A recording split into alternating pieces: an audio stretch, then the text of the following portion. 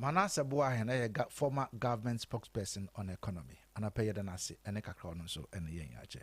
And it's time for sports with Bugatti and Professor Dr. Dawood. And I be as down come Rock East Guest House. Rock East Guest House men can shop. So pe bia ama ho ada.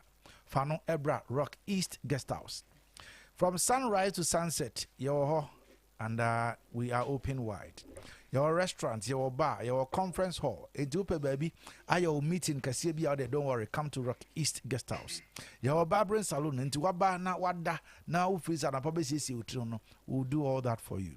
24/7 your security, your science with spacious car park.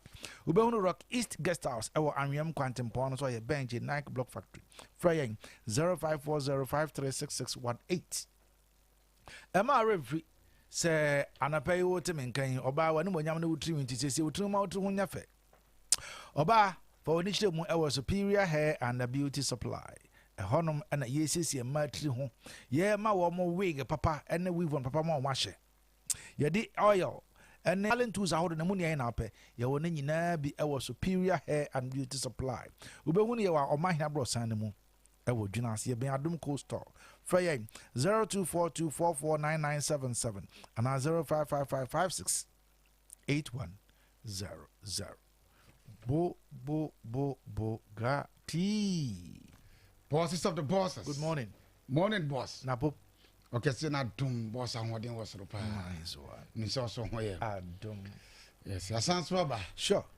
Hey, you and a benede. 5th January to December 24th. Sana 2025 is net here. Ah, so na emu wapa.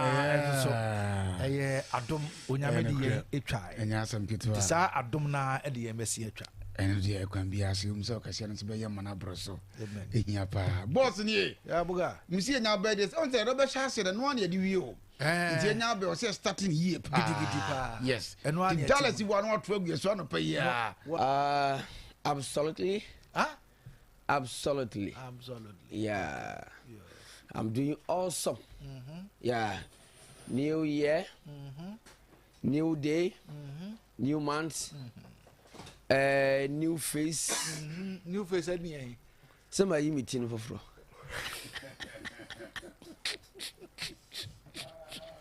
Prof. Yeah, we are doing good. Thank you. We are back again. Thank you. We are back again. We are coming work.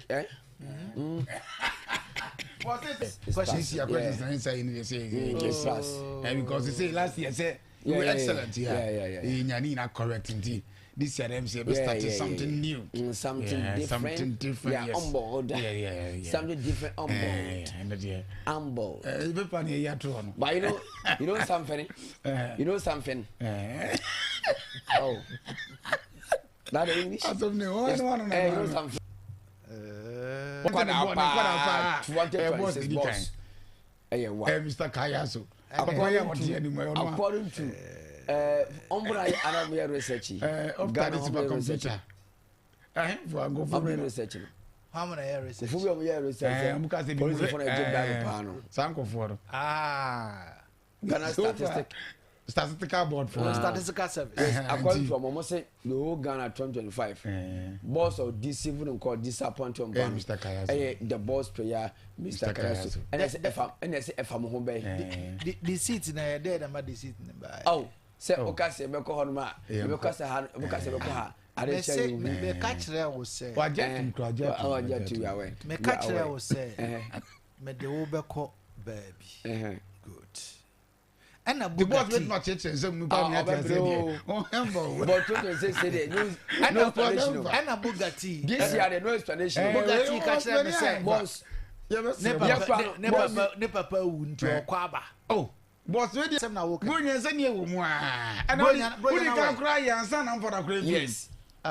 Udi guy yes, I do ya. Sadio ya, sir. And a class how quiet you need by a crowd for our children by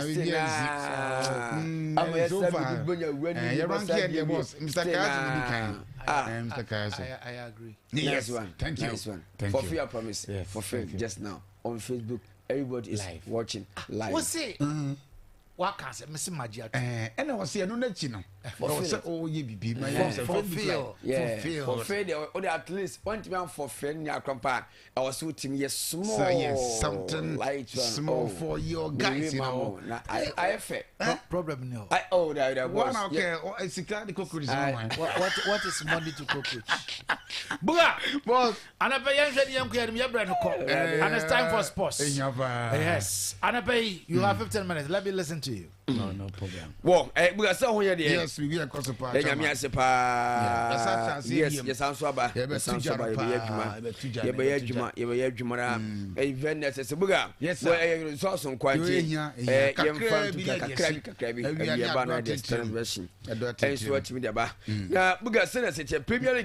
on Saturday, games 8 to Dallas United, Esheba, Manchester United, and so Esheba, Everton, Eshe, Cameron, Emma Brentford, Echo Bomb, Ekanai, Newcastle United, Eshe, Cameron, Aye Crystal Palace, and Temianti, Aye Tottenham, almost Kabako, Emma Sunderland, and so She, Ekan and Sabako, Yenya Fuam, almost Cameron, Aye Liverpool Timno, and so Etimisha, Cameron, Aye to a friend Chelsea, and so Etimisha, Ekan and Sabako. Tenua Sunday, where a games here, and so Etimitoka, a Tramian Sunday games in Wajima, Miriam Sunday Genome, and so Temena Peso, not your Quelmsa, not annual La Liga, I use Sevilla, a Trafaman Timian Chevy, and Maleventi, a Compomi, a Camisa, and Real Madrid, a boy, a Campana and Numa, a Real Betis, almost to Etimo Paco, Yanya Deportivo Alaves, almost a Camacom, and my Real of Veldo, and so a car answer bako yenya Remoyoka almost a Kabakuan a Girona a Compomi a Camina Red Soy Sarata almost a Kabacom Ama Tatkomati and so share a car answer bako way I know Sunday I come say Timitoja and our Chasala Liga young Italian Serie A and women Papa yenya Frontina I share Kabakua a Cremonese almost a mind Temiantin yenya Island Verona or my Temian Chevy, I'm a Torino, a Compomi a Camesa, in Tamilan, I shall Camesa, I am Bologna, and so Timotimo way a Sunday, and now. I just say games at Timotopia, and so Italian Serie A, young fan to the gun, Olympia Timasi, and fan Temian Tuatana, and my niece, a Compomia Camino, young Prince of Musha Caminoa, A.J. Ozing, or Temiante, Le Tima, you feel heavy, at Camino. Tima, you have Angus and Timo Paco, Yanya Laurent or Mutima, you have famous acquire a name. I just a 1-1 door, I Paris Saint Germain, I P.G. Way, I comes here. And what I so a Timo Tutoja, Muga, yes, sir. I've got a Eguso A Tuja. Now, Otim Sanwa, Morocco. Omo chomo papa against Tanzania. And one day, now and what Morocco, I say a Kabako ever run of 16. Yes, I'm a Tanzania and Temiante, and then Morocco are qualified. Yes, it's a quarter final. Now on the 64th minutes, and I'll punch here, you have Baim Diaz. Yes, and so I shall go at the Maya. You Morocco, and Morocco says you're almost advanced here. Wamoko a quarter final, and so I just have come to Manina, and so 8 to jar. Now we got a Cameroon our form. Now Cameroon, in South Africa, the Bafana, and the Bonnie Gemno, now Otems and what day part. Now Otems a Gemno, now a Jatron, Cameroon, and it can't airport 2 goes. And some South Africa and Ebetimako, et Cameroon, Brian Bomo, almost what Timia qualifier, almost just a quarter final. I will just have Korabuga and so 8 to Jaro. Now, Kosapia film. Yes, James Akosapia, I used to done. Yes, now Otimis and one temper. I guess I used to done. Yes, not give that one thing. Not want to book. Sir, Omerican question. First go. Now, my interest I did what him about party. I say a Cameron Emma Belly, almost on my Timianti Wolves, I say a Cameron Sa, I was some United, and so Antimiante Benimoff, I say a Cameron Arsenal, I call Pommy a Cameron Sa Cameron, now and was she La Liga, on Saturday Celta Vigo ɛhyɛ ɛka ama Valencia etemo baako Osasuna ɛhyɛ kabako Atletico Bilbao ɛnso hyɛ ɛka no ɛnso baako yɛnyɛ Elche wɔn ɛhyɛ ɛkabako ama Villarreal ɛkɔpɔm ɛka mmiɛnsa Espanyol wɔn ɛntɛmi ɛhyɛwi ama FC Barca ɛkɔpɔm ɛka mmiɛnsa wei ɛyɛ Saturday kamsia ɛtotwa ɛwɔ ɛyɛ sɛ ɔman a yɛ first Spain yɛ first Spanish La Liga ɛyɛ Santander yɛnkɔ Italy on Sunday Como ɛhyɛ kabako Idris ɔman ntɛmiante ɛyɛ Genoa ɛhyɛ kabako ɛyɛ Pisa ɛnhyɛ ɛka no ɛnso baako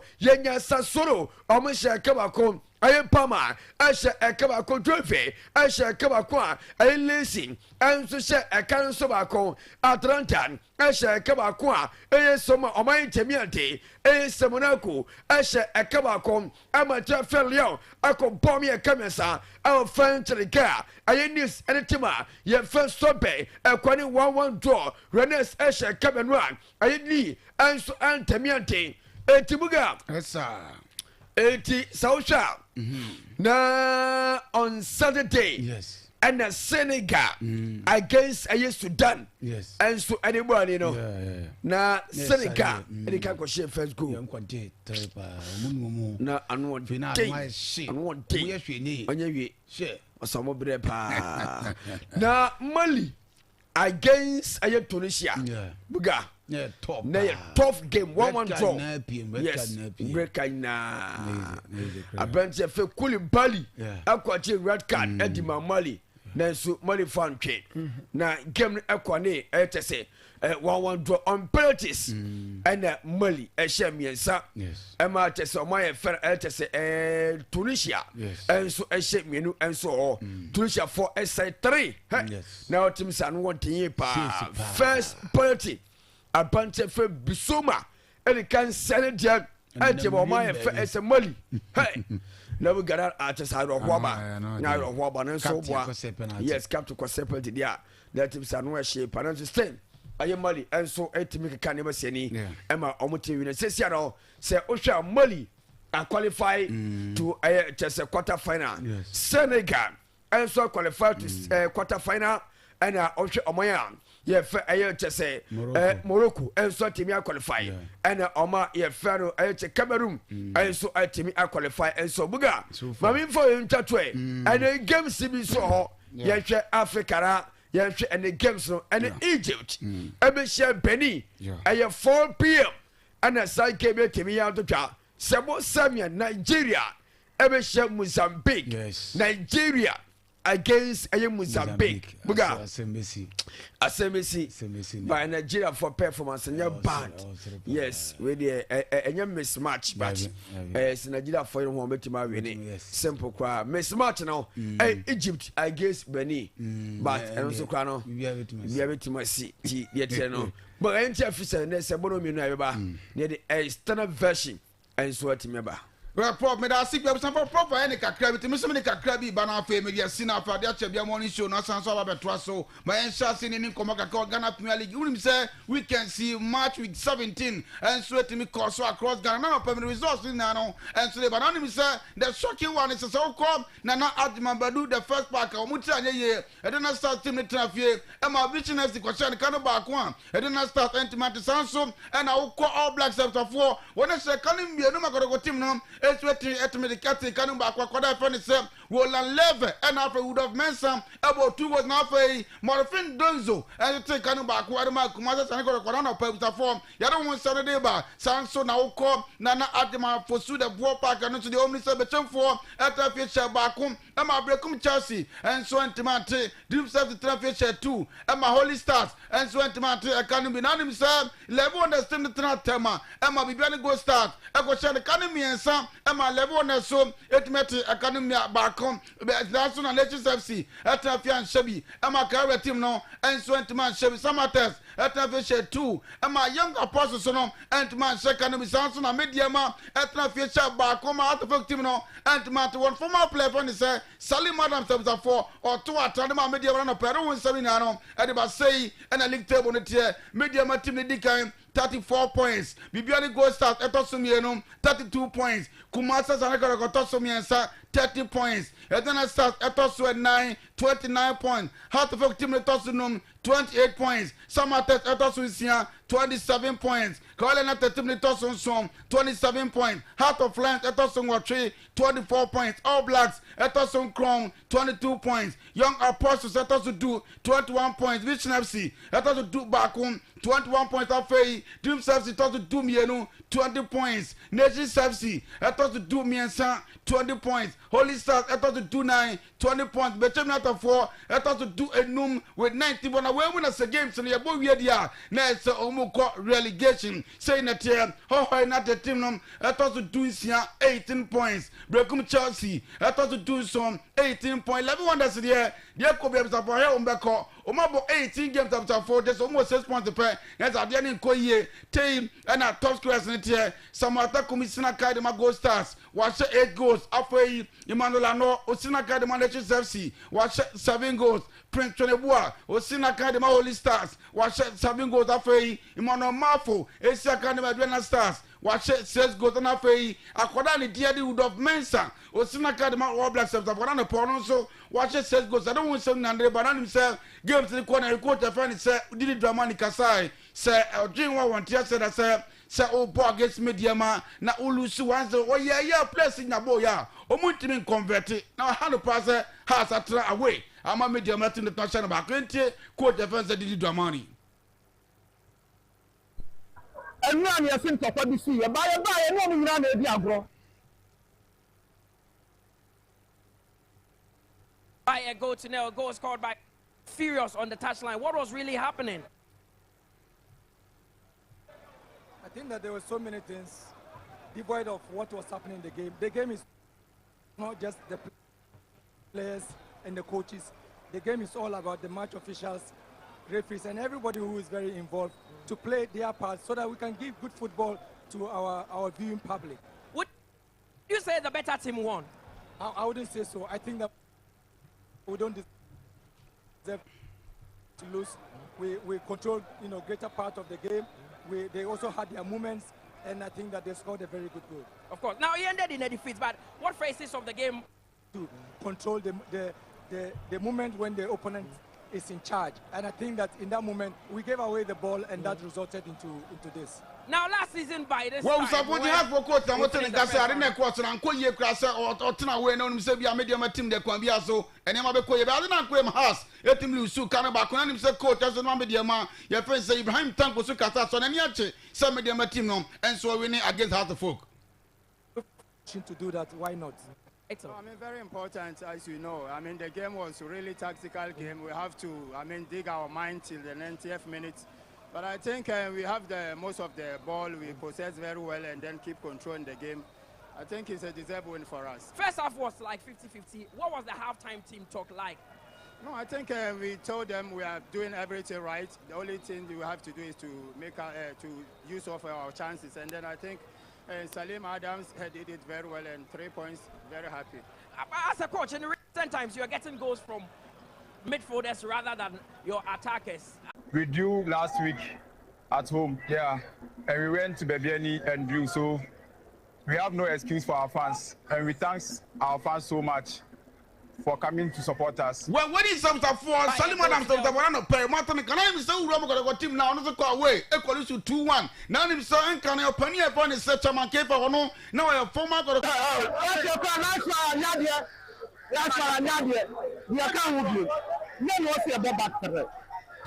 So, I'm going to change this one for you. I will be to say those. So, on the press board, near you. So, Well, we in some former Kumasa Kotoko National Secretary Chairman came from the Busafona pay Martin and Gasson Dos said the best scenario. A bono man a better transfer, a good demo in Sunny Pino, and so Eddie Ababa Trump, what the Pompano pay, so down on Saminiano, and so Eddie Ababa Tomamidi, Eddie, watch it, Frederick, but my friend himself, Bugatti.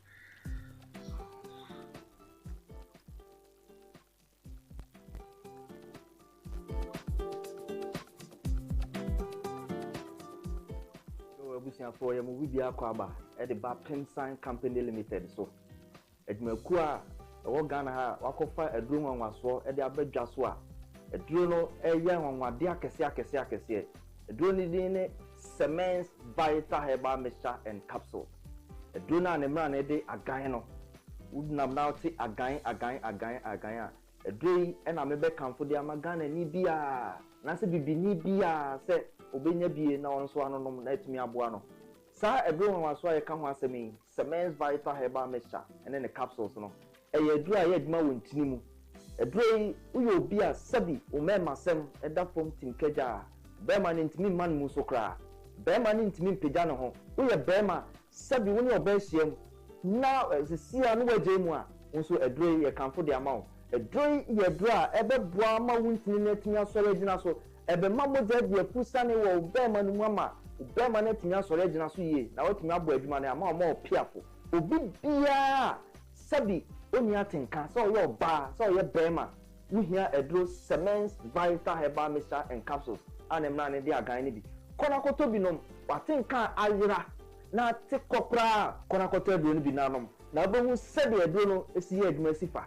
apen wuye ne to nchen sabi obi wo hono ma pichikom o how pa kese pa so yo ba na wo kom fichire na se wo menses na ma be yi a eduro be boa eye cements vital herbal mixture kona kwato eduro no binom be ma fichiko no bibia ye kama de amount afen so wote yaw o fichiko mu a eduro be boa eye cements vital herbal mixture and capsule afen so obi won ma sabi wa ko jane nan no na moja di achire we oba na tisa de bia hu moja no tiemiye pa se moja no ye gon bright red we no ka se bright red a en na se do betima bo ma moja ni nyina to atwa e de ama okra apen so obi so a sabi ne to ase twetwe no we ni kan se sciatica wo sciatica e do betima bo ama yaw ne twetwe na wo ni nyina etimi ati akokra no e ye agan cements vital herbal mixture and capsules eduro no eye aduma wontini mu na enuane no bi eduro we mu a eboa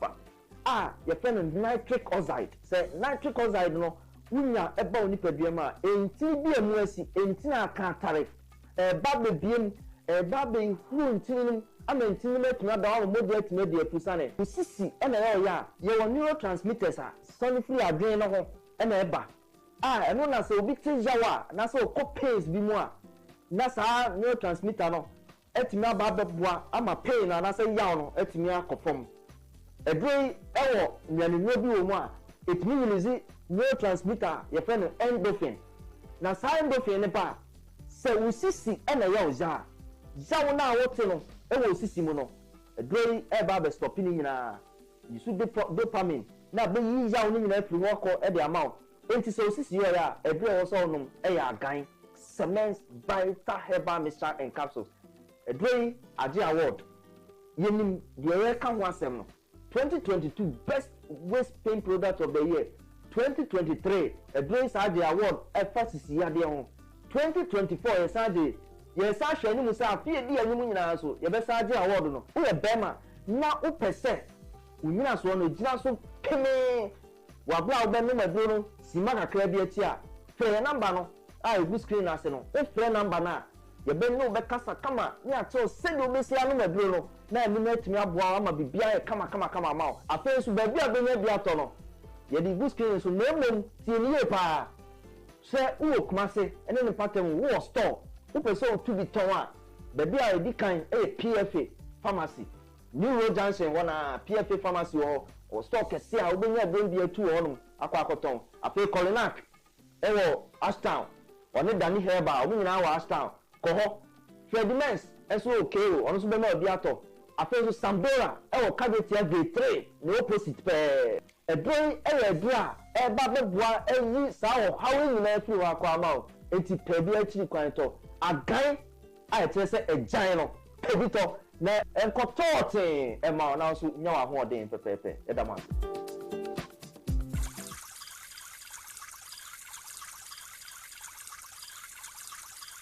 Sɛ mpanyin kasa numusuo twɛn ɔpa na ɛnyɛ nsuo bi akɛkɛo na mmom nsuo a ɛbɛma wo atumi agyina ɔpɛ ano density natural mineral water ne sachet ɛne dispenser bottle yɛ nsuo a yɛahyɛ da ayɛ ɛde ekum wɔn sukɔm density natural mineral water pebinom wate anio yɛnom nsuo de kum yɛn sukɔm nom density natural mineral water biaya a yɛyɛ nsuo no ho te yie paa yɛwɔ 500 milliliter sachet ɛna 19.5 liter dispenser bottles ma afiafie ne offices hwehwɛ yɛkyi kwan wɔ number 27 new ridge a ɛwɔ tanoso kwantempɔn no so hɔ a frɛ 0596 604743 ana 0208 466256 na koto bi ye wayefro ɛyie ɛne badwam nhyiamudeɛ density natural mineral water nsu papa nie fda agye adwadie nkratoɔ yi atum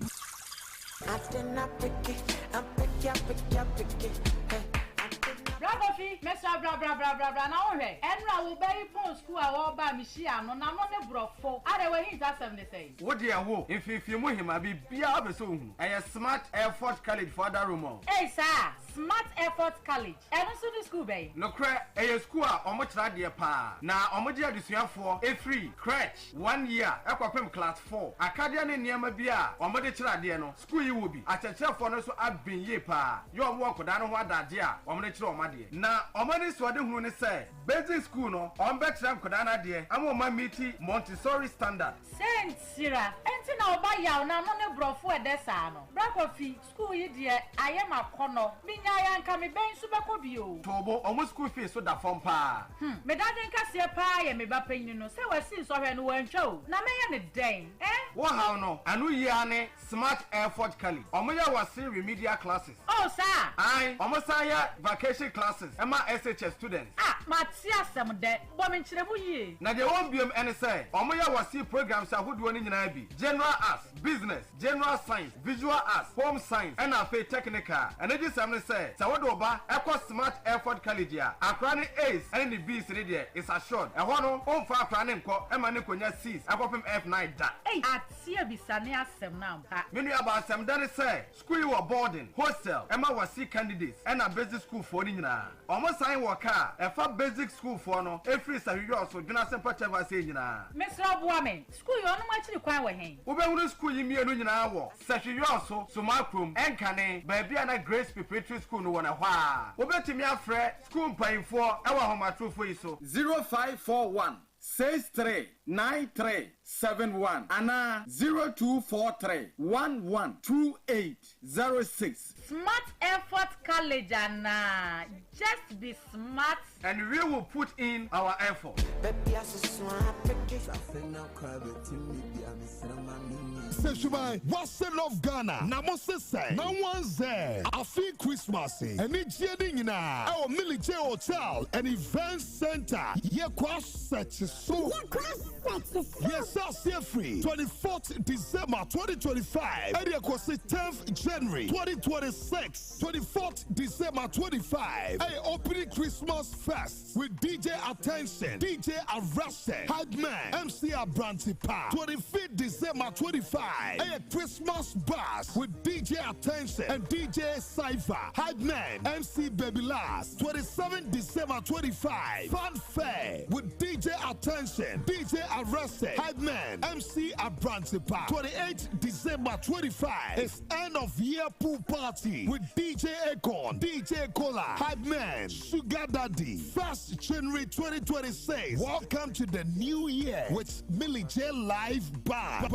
It's big. 4th January 26. Hey, Jam the Clock with DJ Kelvin. 10th January 26. It's all whites party with DJ Cypher, DJ DJ Ascension, Hype Man, MC Abrantipa. Program ni na Saturday from 7 p.m. till you draw. Gate fee, free. A bus for Millie J Hotel and Event Center. So you put it room, your hotel, your guest house, your restaurants, your bar, your pub, your cold room, your night club, your poolside. Security so your ties. Open bunche mubi on near Ninkomwe. 0541 11 24 68. Millie J Hotel and Event Center. 2025 Christmas program. Kakase Afa. Me Junior Mengro, my brother. Hey.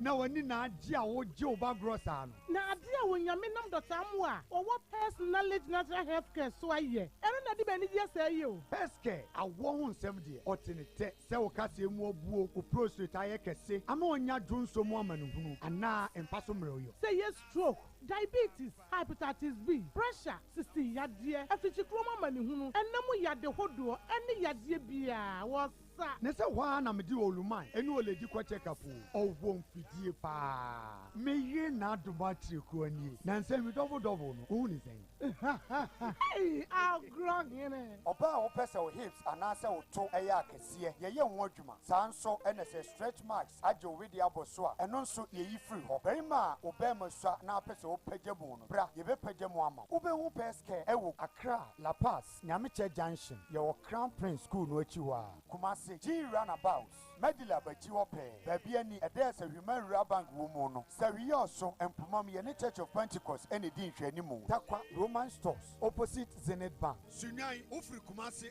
KOTOKO house Rex ye ne Total filling station no ne di nhwani mu Fre Peske ewo 055 773 8555 Peske quality hair no sir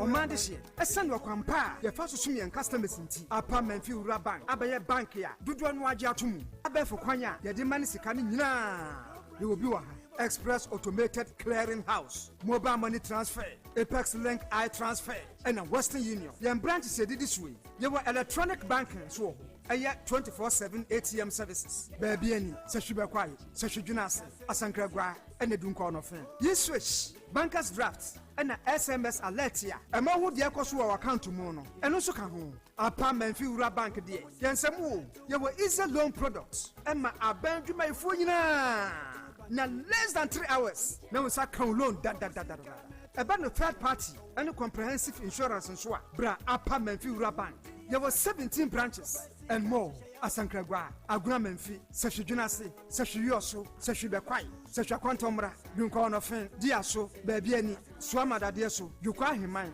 denchira subin wasadwabo aja kamanso sehwensawura awaso ena foforo kra enso aba sehwe asempanaye eni amedidwa nyamfa so bum emra usika so your head office ewa wasankwa aso freyen 0243 116 966 and 0244 948 600 afi 0549 040 570 apartment fi rural bank yeni mo fretete apartment fi rural bank ya shumoda yesi e banonfo sene be ya yefom ne yakwaye begina na ewiem nsakraye nso so na presenti na GCFRP and Red Plus de enable jumadi abremo titru ema wona sabe wedi dem emebunu eni tu kotena fo no mechire migrants esese ye na ye de ye hu hye me de duania me ye boye kwaye hu banya so mfaso intimese obi anua bi eniye ya obi anua bi ye moye kwaye hu ba nenu na de sika beba obi anua bi benya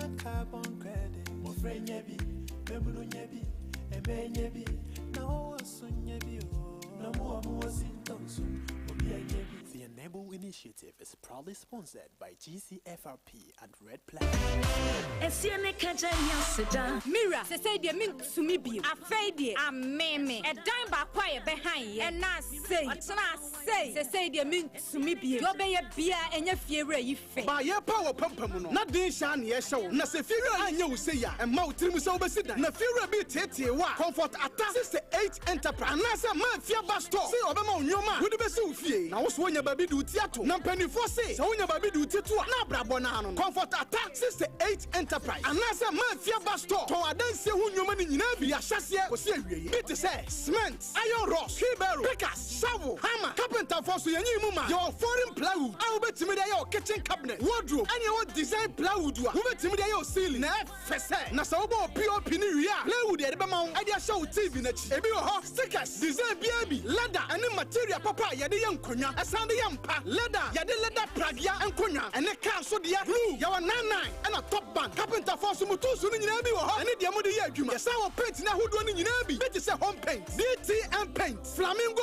oil paint ɛna local paint foreign paint so wɔ hɔ no so color a wɔpɛ no nea mɛse de ama wɔn spray car so yɛde mo paint ni bi aba yɛwɔ super shine hardener clear ɛne de keka ho wotimi de spray funa ka nyina sɛ wo se wo dan ni wie a yɛma wo ntanse papa wo de bɔ dan no so sɛ mosquito net black and blue wire mesh padlock alarm de ɛna high security na sɛ da wo fie a wo ne Comfort kwanta mobile Comfort Attack 68 Enterprise anasa mafia bus store ama masimi fie na asedanka me fie wura wotetie me sɛ kanyo no anka ma nkyina nkɔhwɛ Comfort Attack 68 Enterprise anasa mafia bus store ɛwɔ sɛ hwedwina Nana Dick filling station hɔ a fɛ manager Nana Pia ɛwɔ sa homatrofo we so 0541 087624 afiwe mafia bus store nti tenant bia besini fie nipa ye metsochini Atena picky, I pick ya. Bravo fi, Mr. Bra.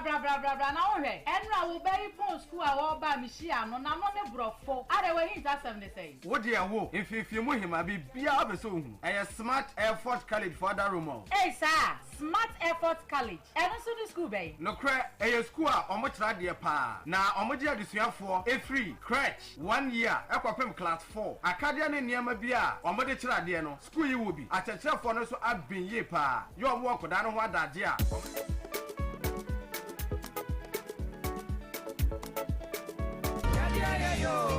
Hey, yale ya anokwa obi benya wo ana efiri yale enti krodwo pan na yale atime abubu mi sei olumai na den na ugina ha wo kasa me dokota se me yale yi manya osa manya typhoid na ne afifiri me tokura de wo se ye koko na unte kwa me liberty herbal center na kwa me liberty de wo de me kwai onkobo me pane dabi eho de ye de abibiduro haba mani nubra na sayare eni nti kwa wo se afifiri wotui ye betu ase kra de ama e bia na wo de ye typhoid malaria koko osa na afa oba wo fichi komo enkoyie ana emma yie no nyina kwa me liberty herbal center tu ase o de puanso a obetu ne te edi ama na kwa me liberty ya wo kan na kira kwan wo hen na kiri kwan ya yira kwan kra se hia wo so na obehu dokota yi ene fa no number ma me na me ya me nkɔ ho doctor number no enie 0249358035 kwa me liberty obato bakon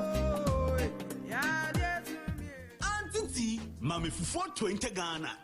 Me pe fufuo ne nkwan kwa. Sisi a sene Ghana akone de ya bonu 010. Meme wanu ni. Telecel de. Yenim so bia ne ne ope. Enu nti ne ya made for me bundle. Ya data ne call packages are airful. Ya ya ma won kwa. Made for me bundles. Send you we need ho. But *530# na top made for me bundles. Sesia. Telecel.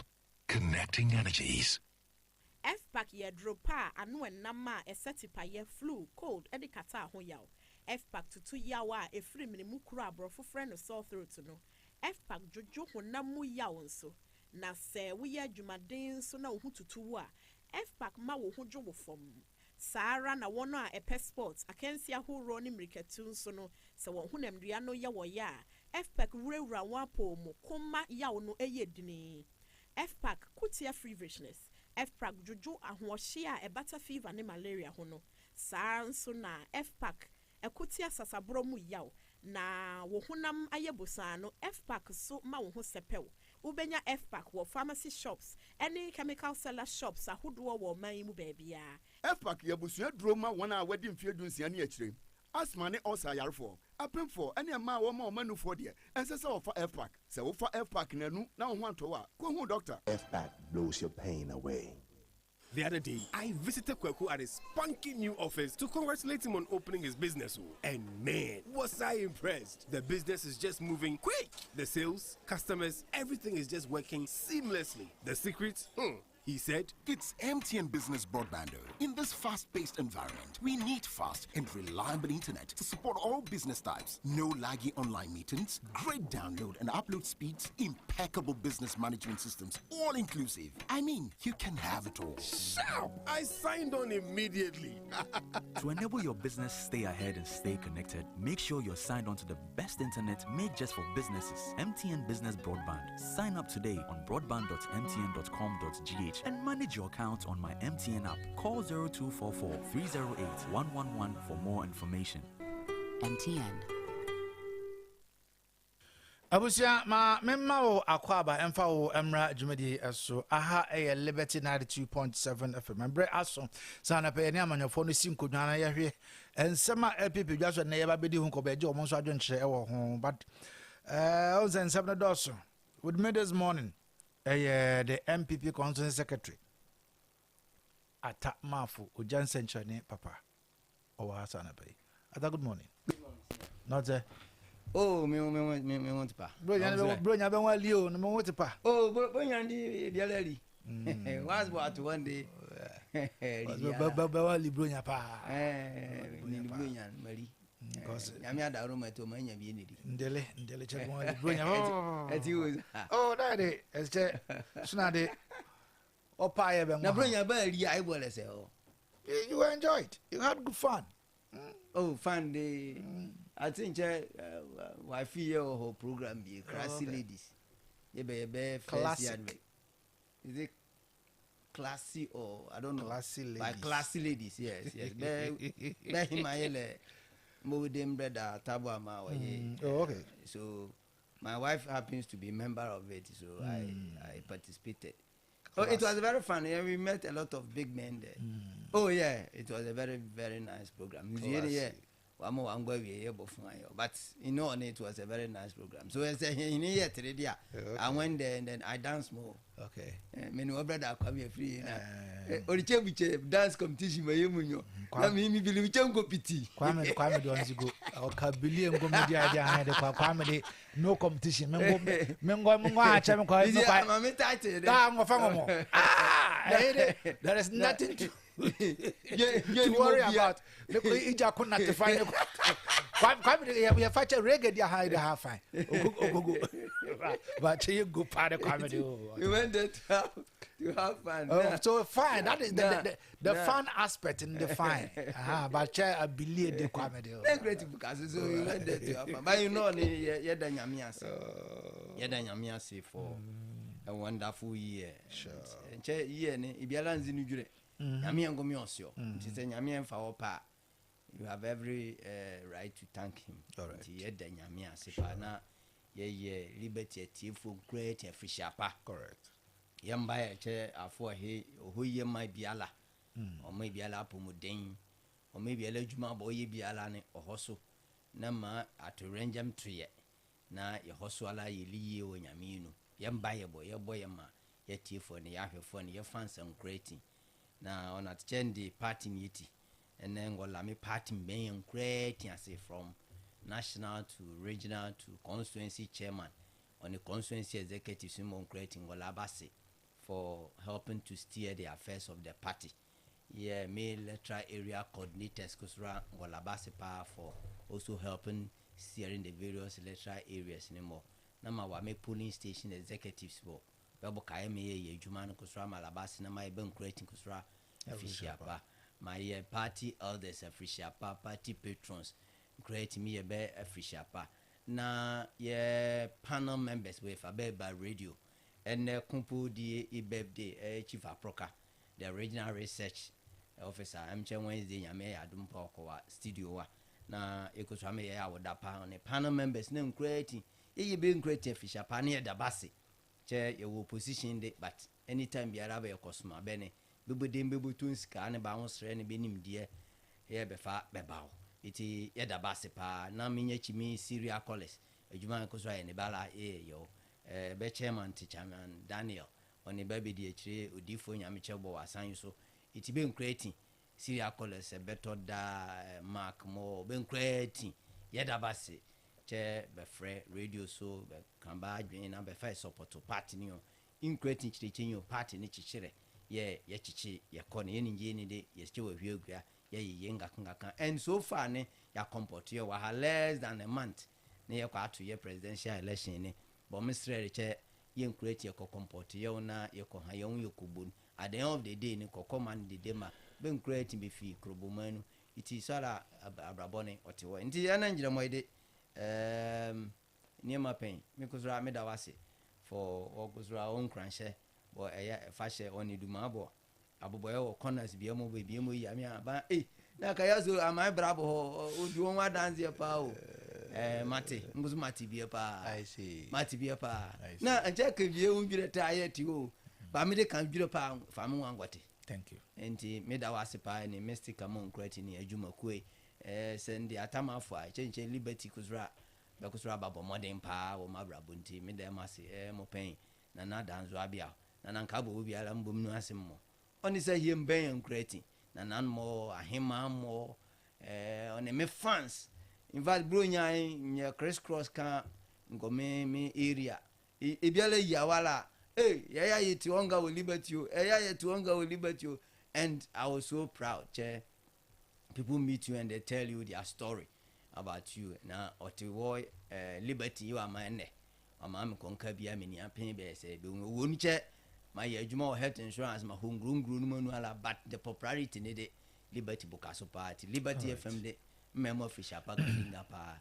Na mahama yen kusaba Oliver ask for more. Thank you. Na asije afona ho we yenti ona tcheli ye liberty wati ene so riche mu yemi show na mu che yom drama wa liberty wa na mu kusam ju asion na fa check off na fa check around the ma fa mama andi ene mo kusba unche mu kusma wa liberty tene mu ye show mi mu che mu kusam over amu go show na ko saba na ni show wale de na de me de me emo yemi show be yam kusma yemu show no any show. Me remember bisa. Me want any show wale. Me remember bisa. A simple question. That be me remember bisa. Yeah, want any show wale. Thank you. I'm waiting for your show. No problem. What is money to cockroach? What is money to cockroach? Now cockroach you always got. All about to pour off a sky. No, off a sky. Off a sky. Because off a sky from buying food. I like that. Yeah, me that be you want shoe without shoe. The show must go on. All right. Odi a wote nkan atama for your concerned secretary. Na ye trying say NDC rep so abeka on my idea. Ye de gumbe na ye bogum ne ye ko. Oba bebi ye duru no no so abesuma firi ho. Na ono so na dwonche e de aba. Na na pay yasema ye de edi kan the Attorney General and Minister for Justice, Dr. Dominic Akrutinga Ayini, has described ongoing discussions within the National Democratic Congress NDC over flag bearership as a needless distraction. And according to him, the focus of both government appointees and party members should be on delivering on government priorities rather than engaging in premature successor debates. Speaking on the matter in an interview on Bolgatanga-based A1 Radio, Dr. Ayini, who is also the Bolga East MP, stressed that President John Dramani Mahama has only completed 1 year in office and should be allowed to focus on his mandate without unnecessary political speculations. Ada asem we am say one so what can was last year when the issue broke out say Sidin Katia and then you're chief of staff Julius Debra and Ebimo Ewura John Dramani Mahama na nasi epe say woman so ebedi nachi na sanya owurei eken still wujina bia wujina na say na ehun hia Kayaso on say amanyo sem no ye di nipa na eye nti se o ya eti se hwunwum bia ye nua bi boye a eye me de pa o se eye titian kakra titiangaka ya na me pesa anwom no papa wo de ba politics wo de toto politics no a ene ne kopa because in political circles no say oh yeah as I say oh yeah very careful because we need nipa na edi agro and the way a nipa city asemasene e differ from nipa to nipa enti anura ye kwa sorry na pastor preach here na o kan say me no bisa say asem na o kan no o sesen obi a o sorry ye bia gave on version of senior city ase no asem ba ko pe no nya different versions be brisa na nipa te enti in communication no ade ehia pa ne se asem na yaka no nti ase a nipa benya no ene hia enti exams no ya de to ho a broni say understanding the question is also part of the answer so what ti asem na se a eboa ma utimi ansa ne yi ama unya marks anything na you go school the same teacher the same questions but ebe wie no bi anya no bi anya bi enya hwe o how are you communicate asem no to paper no so no ena manipa no ebo ne homoden na obudi ba amanyosemu a se eba apreya emma amanyo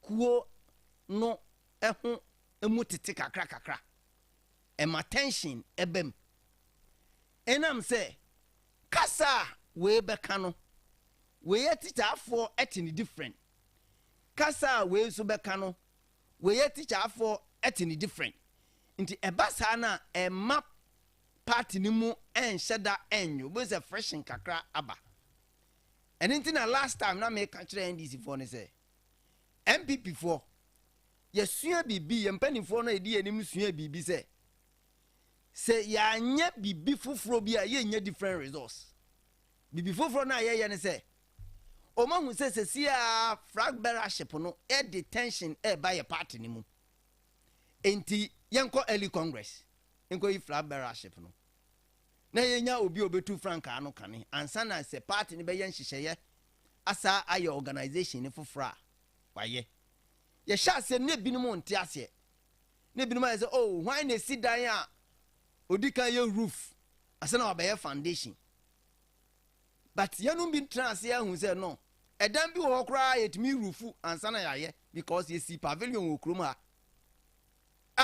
ye sisi pillars na na de nchansin gu so ansa na ye to ase no so everything is possible under this earth provided so person oh ye it we ya fra bearership no na this was oh your party ni mu atete oh your party ni mu we kwa you true obia wo ba bia nani e kire but the end of the day ya to aba ni 31st January pe afi na party ni mu ayedin afi reconciliation e be sha ase akoso ti by the time e be kwa wie afi we be kwa wie no na nipa bia ya keka ye ho no yetumi aka ye ho abom that is opposition party the ye no how much more obi a owo abemu se wo abemu na president no ewo another term wo nanimu a e different into wo hwa oru akofo the first step of performing wonders because ministers nyina were glamoring behind President Kufuor the same thing Mills omo glamour behind Mills because na Mills were akwanya call the second term Sana President Mahama ya the first step everybody came on board because no money say President Mahama or another term won eden nanim nti se wa anye no ho an second term no one fra obo ni mu nti se wa hwa pa aban bi obeba be it NDC or MPP se presidential candidate no ewo another term the first year the first 4 years no we eden obon ombia bon homodin eye adwuma de support no. But unlike President Mahama in the second term, no, only another second term view. Because according to constitution, he has go 2 terms. Terms were defined as 4 years. To the first 4. Now say the second 4 no when you 2. Asa? And this is an awkward position. And into the last year na make say. And this for no almost 3 years say party ni mu atete no. Omo ntwan na nyanto wa ye said da Sento wa yesi eden da na etomo amomo dia no ahwe be ye west because president na oteso no ono benya ni favorite wonya ni favorite pa against the non favorite eba sana ehokura ni problem no because se wo wa ba mu na wo theater a eyo wo ankaza wa ba ni mu ntitie mu ebeba mu no na wo teto tina na me question NDC because NDC for no ya there and mebo mo mpanin for no abaso. Yes, they did something very nice, but obia adwen amaso. Who is that? Julius Debra Sha say oko ni yezra no bibi work no. Half work. No. Na MPs no any ministers ni bi ni CEOs no e bi di nachi because umpe Julius Debra na sisi appointment ni na befa ni nsem. Internet say oya the favorite of the ruling government. But you what must say? Then as you do Katianso in a very nice and smart way. No so me na me chairman of the party me ko thank you to. Into pa audio call. Oh have work no. Me so me ko thank you to. Now as you do Katia thank you to no was based on delegates. What must say? Ono no ko share party for almost na beto aba no. Internet di wantwi kakra eba we ko ya kra ya distre on kakra. But quickly at the NDC 24 years quickly they called the two of them. Eno musizie. Won say obi ani amaso. Eno obi ajae ye oye no. Thank you to na amaso bi na have work no so no omujae. But sisi ya no another angle bi onso assign eba. A very dangerous NDC mo.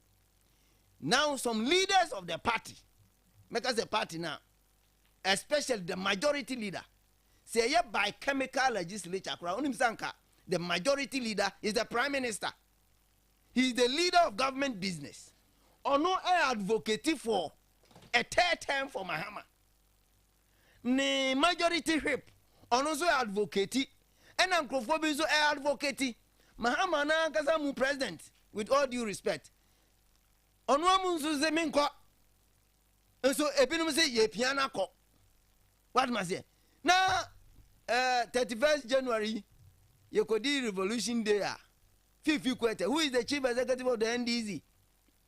Was say one air calling for third term ni na ya Siko fans. Be brofo no kan na no din. I say omo pampa President Mahama no many appointment.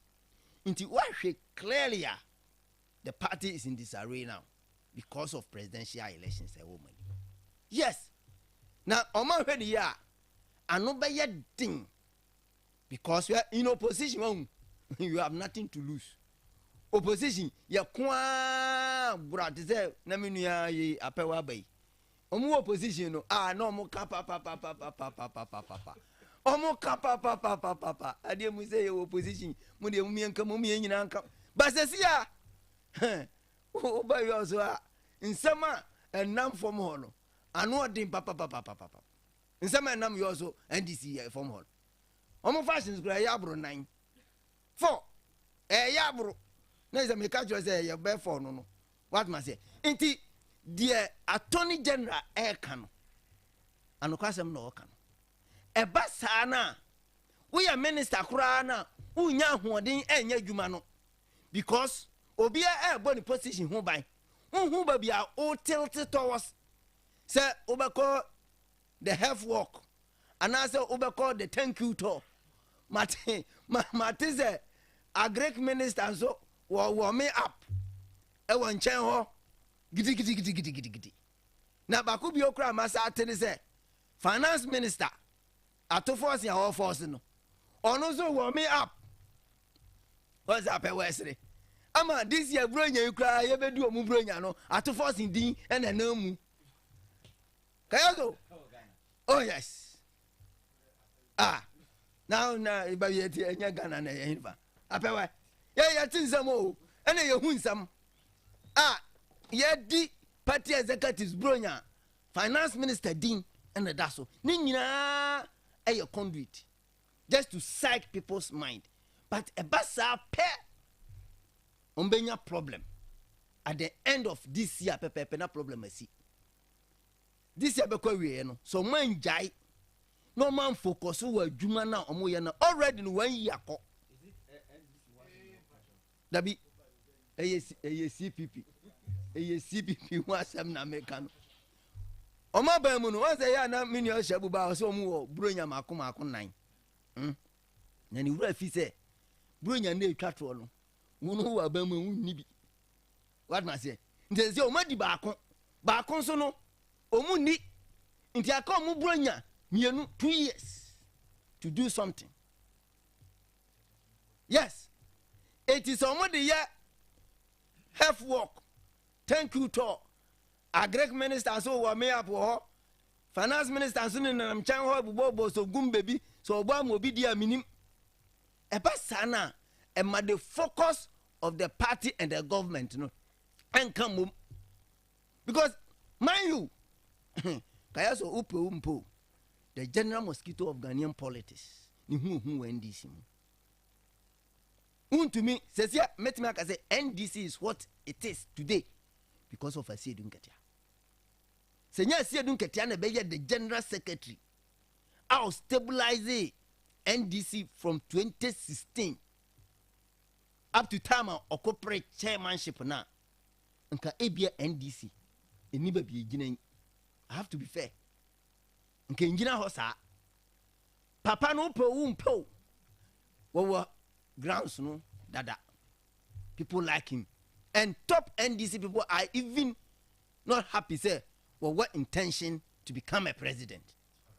Enti near Attorney General Okano say NDC for betie ni year ebebua one because okasa from experience o kai MPP 208 all cabinet ministers wanted to be president. Into Yakofo, the last 2 years to Neamomono, Obre Papa. Later, Crano, next or friend one ministers be our shaft for one your mama samba. Okay. Enti, young penny ye. Say 208. And yes, sir, differences no. And now, I'm more MPP and you break 8 in 208 because that's the first round and another win here.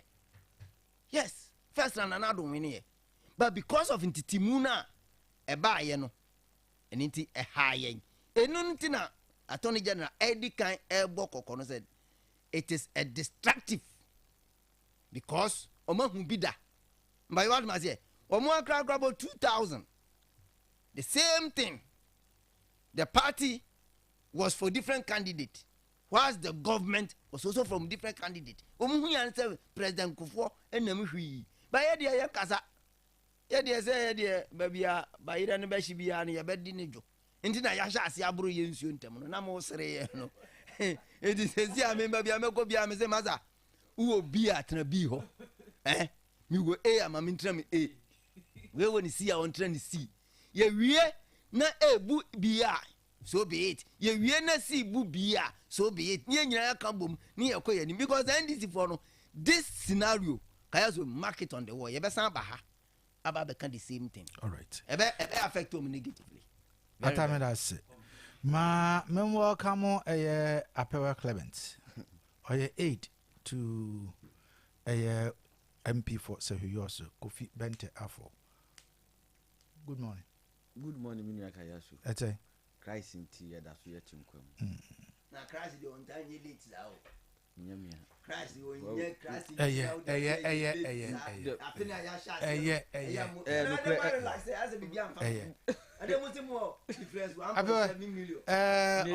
said the party is in disarray. NDC listeners, any liberty listeners, the general public, as a mind. Actually, so I'm punch up and say, me late. Nyamia, man proposes, God disposes. Now, Yale. Na bibiki tu ebi na a block no kakra.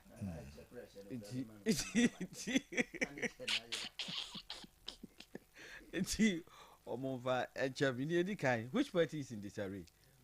NDC is in disarray. Oh, or no, I can answer. Okay, what's out here? You heard him. Okay. That is why I asked. Because initially, conversation, and no minister MPP. But when he mentioned this, I was shocked. I'm saying, Ghana, pa.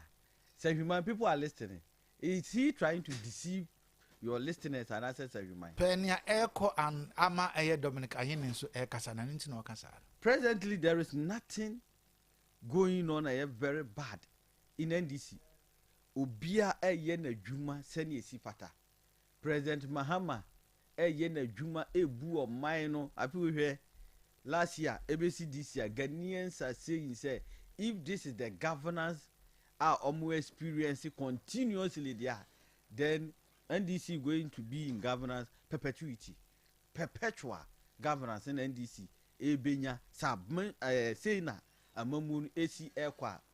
Now, among for bachelor managing, especially Ghanaians, young Ghana for Nankasano, and Nama Mamuna Eko Yeninti, or Maina or Mampahini, John Dramani Mahama, Atuno Boase, and in a boa for. Eshi shen kakra ama ahoto aba o manumunu ni nyina aka ho na timamufo ni bi enya ya nka o mampahini atoaso even MPP fo kura wo Ghana hanom kura enya ya nka o mampahini John Dramani Mahama atoaso edi ni tetem na NDC ya na edi the 1992 constitution e baaye enti amra no yenim ni ewum yetimra nase enyo obi na ebe kire ye amra nu achire yen yena na yede ba enti enim ne wo mranum enti o mampani John Dramani Mahama aka asan sisudua se onu nya dia obekọ tetem na bibi boss ole propaganda ina Mahama person ko tetem Mahama na nkasa aka not once not two more than 3 times so onu die tetem die he's not ready so obekọ tetem na sesie ya ye wo hoi obi anyi ni ti enkan say unya president flag bearership obedi NDC.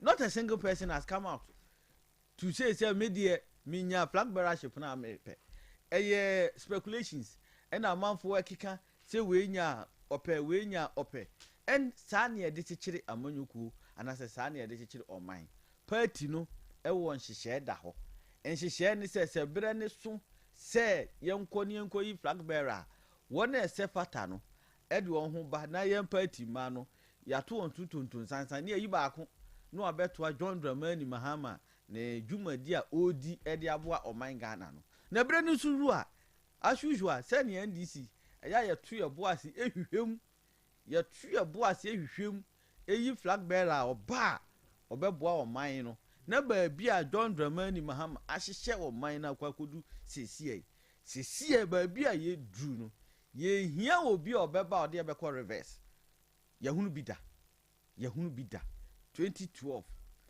2013 2015 2016 ye nyankrofo mo mbeka nsem akese e kire Ghana fo e ma Ghana fo je 2 minutes free John Dramani ni NDC nsem e de ko share wo monsa ye hu ni esi wo Ghana hanom ade no dede o mo ntimi ehunu ye ma menum ye papa nom kokurafo ne mmerwafo emobo won kura wosika kakra wode to banka na nka omode to hypertension nuro kura no ye nyamonyakuo MPP e ma ne be di sa sika no wabra wa hunu mmerwa ne kokura no emobo nti bra ya duri no se bra ne so se NDC yenyi flag bearer we are competent people who are ready to continue the mantle by Bia John Dramani Mahama Ghana ekwa akoduru no na anka menya nanka MPP fo asua ne ekoso e wa NDC mu se ye fa ne se MPP na se amowo ba bia NDC ye gina ya e na anka mo flag bearer onko tete mu bi mu a anka se anka mokun hu anka obi ewu patenam se NDC we understand democracy very very very well and we understand the plight of Ghanaians yet 2 million Ghana for edi ahye yen saninti enunti ato ye boase ebu oman no enkakra yen hwe se ye wotetem bi wo no ma John Dramani Mahama ontimi nko yen hwe sa ade no people are not disclosing say they want to become flag bearer as compared to that of the MPP. But MPP as at now, and get them, Mokra mo 4 solid years, more opposition. Mubi be si jaso, mubi be si jaso, and so when ye koso. Obetina abetifi Elon Max not to fire. Now Obetina asinin South Brigade or no sun crop for to fire. Obetino muka find X. All these are not going on in the NDC because we value what Ghanaians have given to us. That is the governance system. Ghana for the Ashe and Sano. And I'm saying the Sunny Dienu at their moment. We are respecting the power that they have given to us. Yebu or Mayano kakra and kakra and kakra. Na yam fire home and tutumu. Near we a lesson. Montrasi di na mo hwe ne yakoso wa disi na mo nhia bibi say so china bi condition precedence or china bi na say to mo kwan so a mo beka say ampa NDC for ebi tu on kwan so na say e no mo fa so a omo de hihye o man Ghana say no mo fa so a omo di yi omo flag bearer and NDC mu obi antehwe say ekoso Ghana fo mu e na ka say o John Dramani Mahama Brabium. John Roman Mahama so can pain so no dear term no uncle Breno Swan NDC. Yenim Grofo be you as flag bearer, and we are going to present competent people, competent person to the people of Ghanaians. Send your bear or better John Roman Mahama and and now Mamun fair. Ghana for you know one dance here. Even MPP, Minya ata ma for no one can say one dance here. This is pure and real governance NDC Ediama Ghana for and then we 100 cities unyamo unya sardine unyanwa. This is a pure governance system and ne NDC Ediabre the people of Ghana. And maybe a betray mu na muna nkasa 100 cities and ne sa brem ye chum. We are experiencing a nice and a beautiful governance system from the NDC and then John Dramani Mahama. All right. Merci about hold on. But atameba. Memphis done a penfa ma Telesa. Telesa made for me help Breno any. And Telesa says a best value data and voice officer that is tailored to your unique needs there and Telesa. Telesa, we understand everyone has their own preference. And ama and pay may catch us say unbeatable made for me bundles no is made just for you. In this way you should tell us all ne also yana say the made for me bundles no very affordable and my customers tell us made for me affordable customized data no and voice package no may come for the amount just for your personalized use. In the neighborhood, in answer before phone, what dial *530# and I'll be download the Telesa Play app. No, now if you also subscribe to your special made for me bundle. Telesa is a connecting energies. Yeah, that now also kasa. Yeah, Kayaso. Uni NDC for no kasa on. Oh, bibia dani kom abam papa aba. No makan unte say yate emoso. We 100 cities going a motor. Kayaso, I took the pain this off season. Now, sadly we know. Oh yeah, now I say, say will be a juma. But because of politics, as I say, I cannot cross them. And you'll be a juma all year as a way of enticing customers to buy the product. Into the secret, be a but because of politics, I have to say it. Kayaso, unime mona almost say yateso unim strike a womb. Unim trick a womb. Unim say quantity no matter so. Yes, that's the trick. Quantity now I have 5.5 kilos. And I say 5 kilos, no. Indusa. I have a living example. To my head trap. Just check. Shall we? Me modding. I have 4.5. 4.25. The quantity in the artist no automatic price name for. The same thing applies to oil. Oil, no? Instead of say, they have reduced the quantity. Go and check why other rice no or maintain no more price. No cost because the quantity no the same thing. Into far when more no we more do. I did that. Are they trying to trick us? Yeah, because studio me piano na omo che omo end of year yi.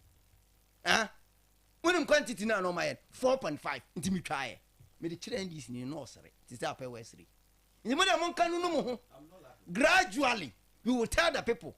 Say, a mono so matters of quantity no matters. And once you reduce the quantity, price never form. Yeah. And you will be trick all day. But not the year politics. What will be trick? Business strategy. Business strategy, no. I'm not supposed to come and say it, but because of politics, I'm compared to say it. And my mouth, typical example, no. Say, I didn't know old ones, no. And the price, no, that's what el cost. Now we move the eco form because they have reduced the quantity. Instead, it's a KOTOKO, near Conco, Yanane, can a goom. Who was about to go and see the dear, but quantity, no what is so. Just our politics now, Moyano. Moya, the best will be a Juma. Secondly, Uno Mokaza, oh, and I am penning for Bisica cry at TTAD. Debt domestic debt exchange program na yen apewe domestic debt exchange program na yen yanti obi asika o we only rearranged the payment what must say enne ye tutu ye ka ebi enne me do kai se mba betua ma na enne mantumi antua me sim betua na ochena. That is all that we did. Na me ka say some of you said debt exchange program na yen say nya papa apewe mu ba 1 year ni mu ntwam mu pa mu ye memma pa mu ntwa sa system ni mu se mbetimi arane economy na 2 sa DDP a ye ka ho asem ena mu ko IMF amuko di ko je mu samba no say the economy is strong because mu ba ye no na do dan kwa akufu ado MPP aban no aye policy na to when nemu mu benefit. Bank of Ghana governor call IMF. Oh, Washington. And who na asema okokan no. Musumu ba radio a musina na adu trimodi. Mu pa muntwam. Muntwam yatigana ha na mu reverse ne back. Na muntu amanfo sika mo. Se mu betimi anya sika rane economy nana. Secondly, because NDC is in this area. Wontima say. NDC presidential candidate. Ye president ene. O se me nkotete. Wakan international arena mo bia on the main quartet. Then the leader of government business within the government or say me advocate the third term for Mahama. Then the general secretary on any chairman a program. The general secretary stood on the platform said mo yes adie ni nyina e wa NDC mo ye sycophants. What ya catch there and say oh, and this will be busy. In politics, Pennyfo say, Musie, a free baby bar, Neja or Musie, a free baby bar, Neja, Ewo. Into what you open to me, I say, oh, you are bam, Bibia, you okay? You don't have any problem. At the Zao Mamia from no my any of the Mamia about saying, I now when I come down. I want to come back. And it's obi buana se woman name wawa. Na uni bibi. Kayaso. NDC as a political party among any competitive presidential election that. Primaries. NDC as a political party.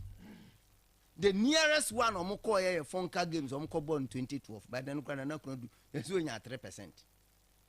I didn't try because no contested a sitting president. By what must say? That's the nearest presidential election. Amokoye very competitive. Kakra a Fonka games. Apart from that, munim a popular acclamation.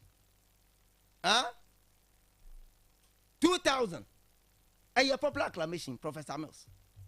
the Swedro declaration so refia I mean history no mu declare na mo den na mu sa no be winning 208 on winning we ya 2012 na ne hododo na mu se na mo mfa no nko ba later mo sa se mu de ne ba no mo ko bo fonka games na kunu do agema Rollins ko contest no so we ni ahoden eno kra no the powers that be enyina support no na kura du kura ne kunu mu huru no e wo sunwane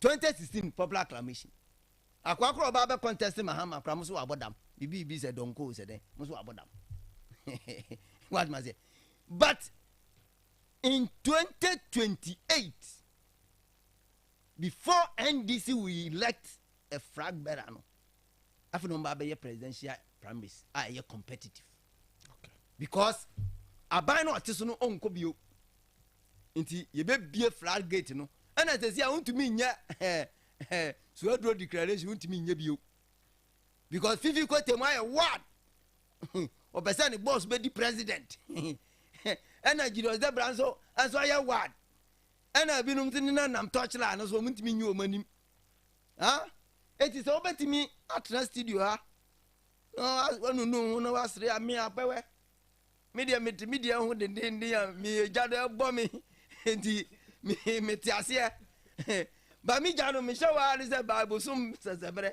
na ejano akofom na mi jano ya se dum wi a na kawo enti mpanifo se hanumano wa se okay say de besi mu de NDC ni pa na wo kana se na fe no George Boateng no mo say o say obo say na me da say yeah apewa na in this case which one are you presenting papa na yeso no obeji Ghana bank contract nyina afa no ana say Ibrahim Ahmad ana say ni oba Ibrahim Ahmad no oba to plaster house wona men kasa miti one you the better contract Kennedy yes about contract nyina obefa ata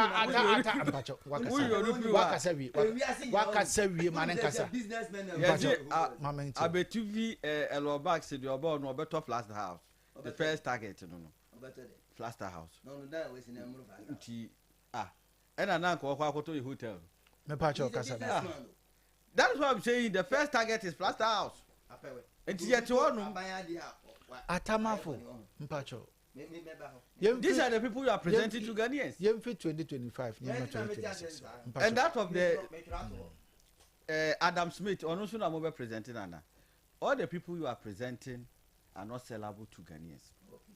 Ghanaians do not value the people you are presenting to them. But the NDC, we will present people who are sellable. Any of the people are obeying and him say he or she wants to continue the good works of John Dramani Mahama. Ghanaians will appreciate such a person and give him or her their maximum support. You made mention of now can we be said we should appreciate the DDEP and what you hear say Ghanaians should appreciate the DDEP mo ye if not the case NDC yentwam ya ma memro afo ne ya papa kokrafo na omusika you spent it carelessly because you hu ne mu diska ne ye auditor general ebe kan say COVID-19 sika ba ye Ghana hanom mu se scan mu di ni basa Ghana for hunu ne mu diska no enyam na America your own appointed attorney general and cancer assembly actually Ghana for far from that the auditor general report or the by oh if there is time I will look for it and don't pretend as if you don't know about the audit Johnson Equem one report or the by concerning the COVID-19 sikana a buyer to the MPP government how you spended all these funds carelessly Sadam Mudi says scano excuse my language. And then, moko to the extent of doing what we call head cut. Obidi nisika. Obidi nisika. Ama Ghana buying. Seji fabo mediama obosia. Fire putu nyuma road. Clinic schools. At a specific time. And then at a specific rate. That's a bedroom so miskani minti ya. At the end of the day, the principal crowd to me farmer. Then what are you trying to tell Ghanaians? You are still making mockery of Ghanaians, and Ghanaians are listening. So if you mind 8 years, maybe your family member was not a casualty or a victim. Or family member be a victim. Tian count a quantity a year sao. San count also contractor no nanijine. Because now a bush and Bianca DDP no. Enti who pays a Ghana for a coom. Nina can ended the verdict of election 2024. Enti munchomwe. Nina can ended the verdict of election 2024. Enti da ya baye mo good governance. Yatiti ni maso. Petrol abafam ama driver for dru babia John Dramani Mahama ene e bo na abaso. Niema bo abafam. Na tertiary schools. Nkwala ekọ first year ye do mu school fees e che wo mu mo abrɛ so anka betumi ayɛ saa nneɛma wi yes first year tertiary what admission fee a utua that is the what do you call it academic fees Ghana buy no fee stress yes ye de che wo mu na nse wan te se nkwala de mo ano mu bo se wi oso mrante nya bi se wi oso maba wanya bi enti asem na wo kan they are listening to you. They are living testimonies to John Dramani Mahama's governance system and then that of the NDC. Enti nyani aminu mienu ye be kan wa hanom no e na be confuse Ghanaians and as a human omuna nkasa no they are experiencing the governance system. That is the difference. Many American no will not confuse anybody, will not change the mind of anybody. Whatever you also say here, it's not going to change the mind of anybody on the street of Savio also. But as the person is experiencing the governance system of the NDC, the person is a living testimony. Nipa na nkase hunu ni ekoso ono. Wo hunu aban papa John Dramani Mahama ni NDC di aba. En wo hu aban boni a na owom bra na MPP aban ewo so. If you don't take care, you are going to be in extinct. The MPP is going to be in extinct. And we are pleading with you. You are a good friend of the NDC. Come and join us. You are a good friend of the NDC. Come and join us. I catch 2-3 years now. NDC, Ashisha, come on. You are a good friend of the NDC. Ma memfas dan fama KIT Solutions womo e de iPhone papa de abadwa so phone bi apa bi arofo ni kiro na okwa womo e wo bi e wo honom e de ma ndi so pe iPhone o pe Samsung o pe Infinix phone ben na pe Tecno ana phone ben forwarding eche mu e wo KIT Solutions anything IT o laptop na say o system unit na say o de fabric e be sisi ni na e de ama be woni KIT Solutions e wo dwuna say GPR to abroad and sort of honey war. Yen Malcolm dear them share big brain. Frayan 0245404140. Saranso and a Polyfred Farm and Trading Enterprises. So I'm at a special ice bottle water at the Abajaso into Bia and Conco GB. So we also Ginasi and our Atechim. One more any bia ye track Safwano and a glass on sorry. Bia ye track glass on a hot and a edi and mushe. And I sound so and I make catch us almost some one cocoa.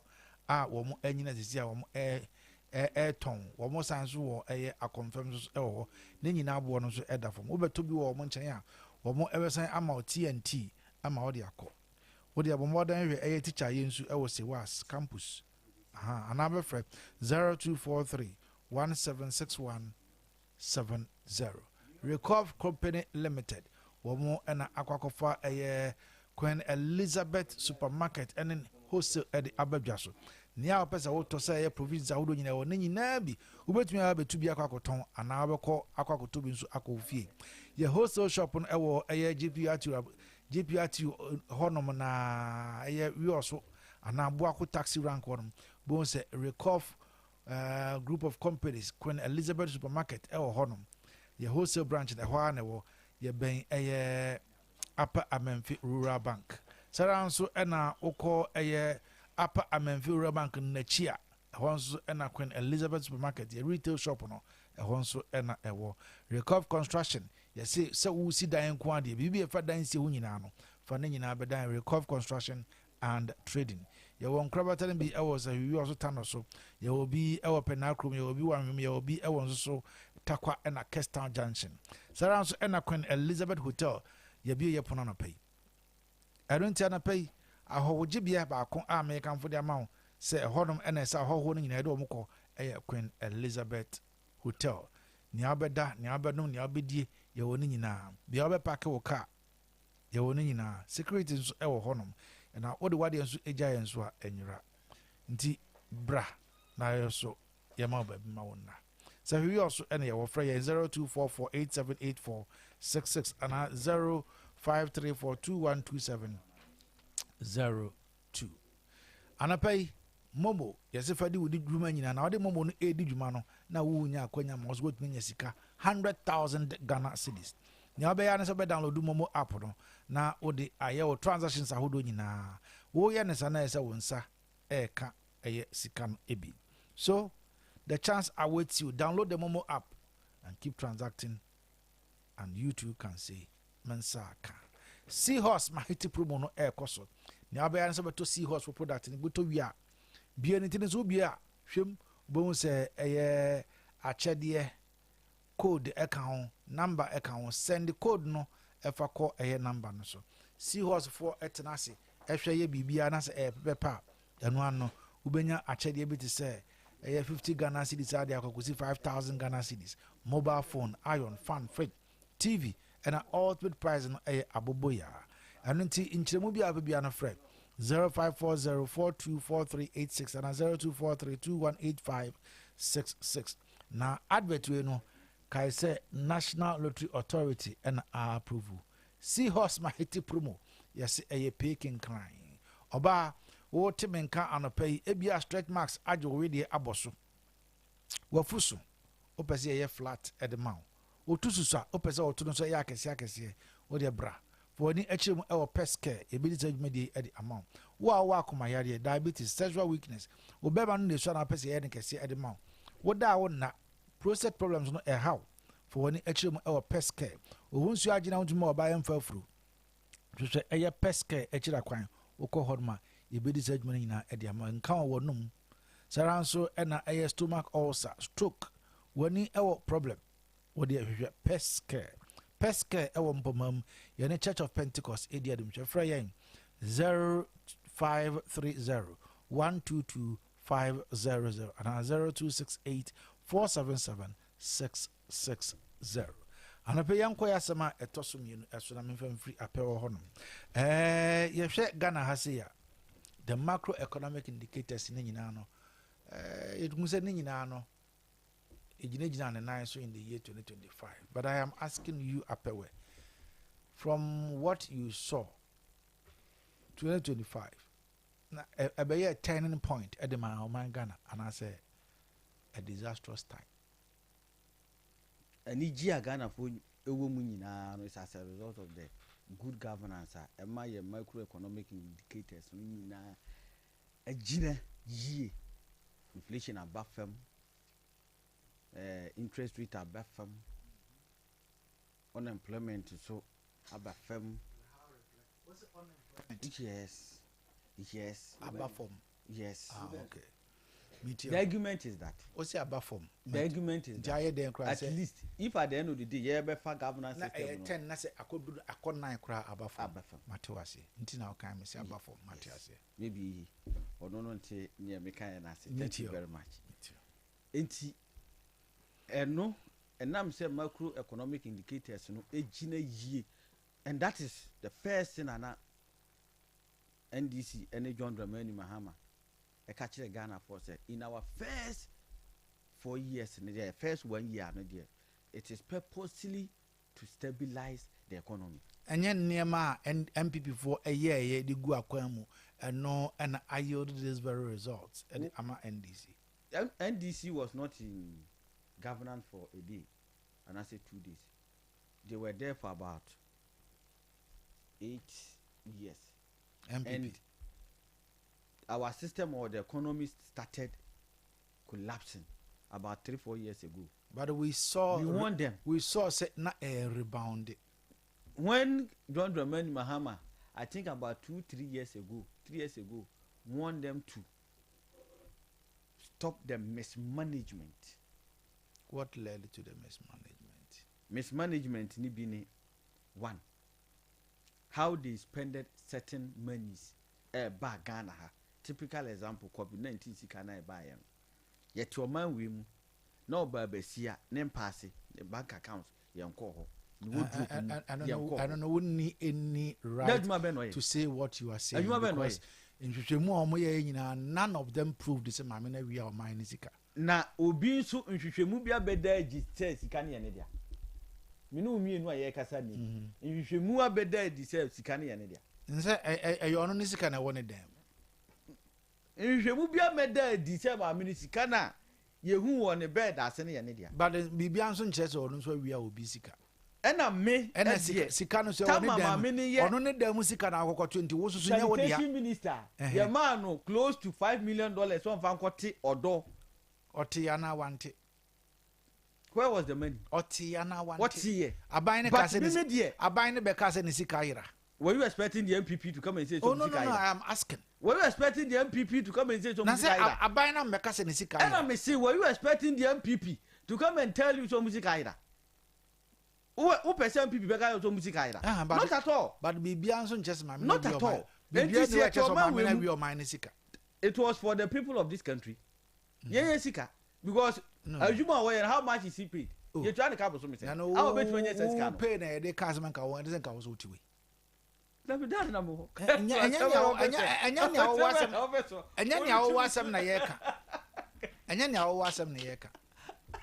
this one, why are you trying to kick me in the foot?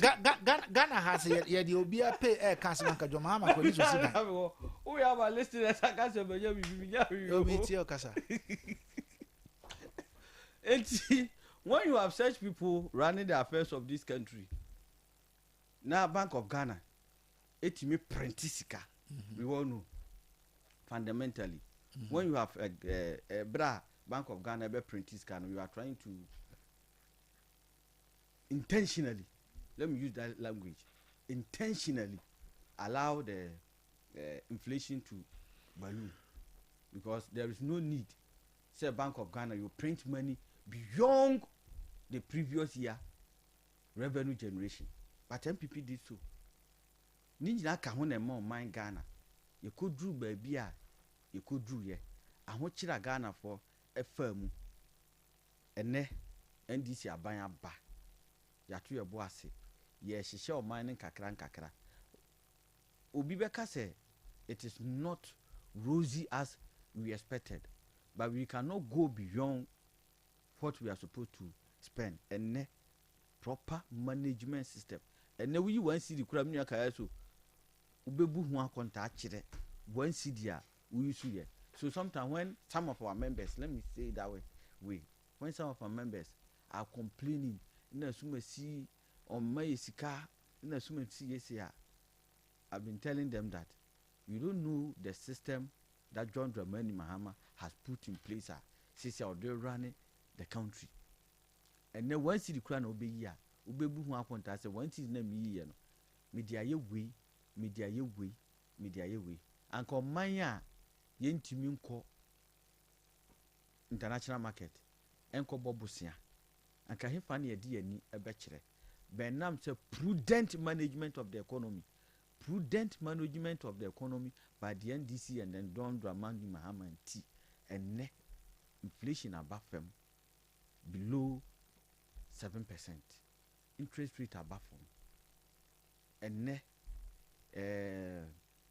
Nyama bo aba fam petrol eso aba fam ama Ghana for ye nyina ye ho etoye nkakra. This is the first 1 year. Afi na economy ne ba be peke na di akoba bia ye pese ye beko no na meto asre NDC fund. This is an opportunity specifically because our members are the people who are complaining bitterly because sometimes they want to compare that of the MPP and then that of the NDC. Because when the MPP was in governance, they saw how they were spending. So they thought the NDC too, this is our time, and we also have to spend the way they were spending. The country a Ghana for the share and sano and yet sa and your better ya ni nim say and niji womb what things are rosy a fin or mine or my pahini ashishin ye na mesero mo say omunya botre bra ye koye anim ne koye anim ni sefato bia was onya as an NDC member and I say as a Ghanaian no nsa ebeka on the macroeconomic indicators. I'll clap for the MDC and then John Dramani Mahama. Omo your best, and we are hoping say baby a dreaming podie. Say be a mechanical cry near maintaining it says mepe. Okay. I'm so happy and excited. Say media men pie boy me born say it may be mechanical, it may asante. Ye maintaining baby a ye wono na Ghana fonso any budget. Thank you. Ata Kayaso NDC for Omo kasa ase omo da so opposition. Omo kasa ase omo da so opposition. Oh, ena Kufuado. Wadi mpanimfo bi sika wantua. Sa bond na mpanimfo no invest wo Ghana ha no. Omo invest no Kufuado time. Ni maturity ne be do Kufuado time na yentimi ntua. Mo na mo ji sa sika no. And this first term of Mama President. Umana mo Jesus kano. Dia mo dey ye dia mu na munim because that time na mutumi nya confirm mu to ko Burkina no. Se mburu afia me kai. Akufo-Addo sa bond ye debt exchange program nya ono je ye. On dey nhihye na ode to ho. But what they pepe a kire Ghana for say. Sa nhihye na Akufo-Addo ye to ho ma mu DDP no. Muntimi ntwamu ne ntwamu china is about the best policy you inherited. Yes. Ntina what have 30 minutes. Mika se mo pa mu ntwamu ye ntumi nka ho asem. Wodi ni nam wadra sa nwatwam. 2 COVID-19 mo say Akufo-Addo adisika na auditor general. Oh, apewe. Me say mo wa ban mu. Ntina me say wo kasa wo visa wo opposition ho. Nti obi a wadisika no nche no. Up to now, why no match na akokoba kora monche no. Mon kokon kitinkiti no ma ha ase eche. Sa, e okuruma. Eni ye hu ye no. Okay, yate. What man say akokoba kora monche no. Mo si COVID-19 obi aboka. So auditor general say mo diska. What diska mo kwachi ni bakrai. Man ye ma dwen say mo no na mo de ambi before abokro no, ambi before abo. When year mo da so kasa asem we. Ghana fo bu be fumu bia. Ghana for a minimum woman. Befu via. No bufu no so mutu abati amwa. E de to ye no kra no. Heavy papa. Because once I was say one crofo no kra no are complaining bitterly. Obi aban papa ban and crofo no complaining bitterly. That should tell you Kayaso say near man ko here underground. You can tout yourself economic indicators in now. Oko marketer, the common people or market women they can say Akufo-Addo kra na yesi o man nya no na ye to niema ni ye to ene omko mu atom omunya atofo yes gunasi dwam ya some meet hobby we call hobby every week be am call hoba that's what they did. They are saying did me nya research this say quantity of rice I had to so no na mo de ye musamba no bas ma say enti mamon kasa mu wo opposition mon kasa se mu wa ban mu ya ba ye we economic indicators kra mo kan kra no mu amutumi nka ne yie because Akufo-Addo niema o hihye ye to ho no na mu ne mu di hu mfa so Kayaso and this is very tricky. Okay say April no mo almost almost suspend the gold for oil policy now aban de buy okay almost suspend the gold for oil policy almost suspend the gold reserve policy now aban de buy no because and na ebo man almost suspend you but and apewe gold for oil ni gold for reserve ese mako boka $240 million ade amosi ma suspend no IMF kan no mimi IMF mo aben mako boka $240 million ade amoba ka kire Ghana for in April go April musi ma suspend me hwan ade ama suspend no say mo hyase no mo say saa de na MPP for ye na ya de papa ya anya economy no entumi nyina e na mugusu amoye.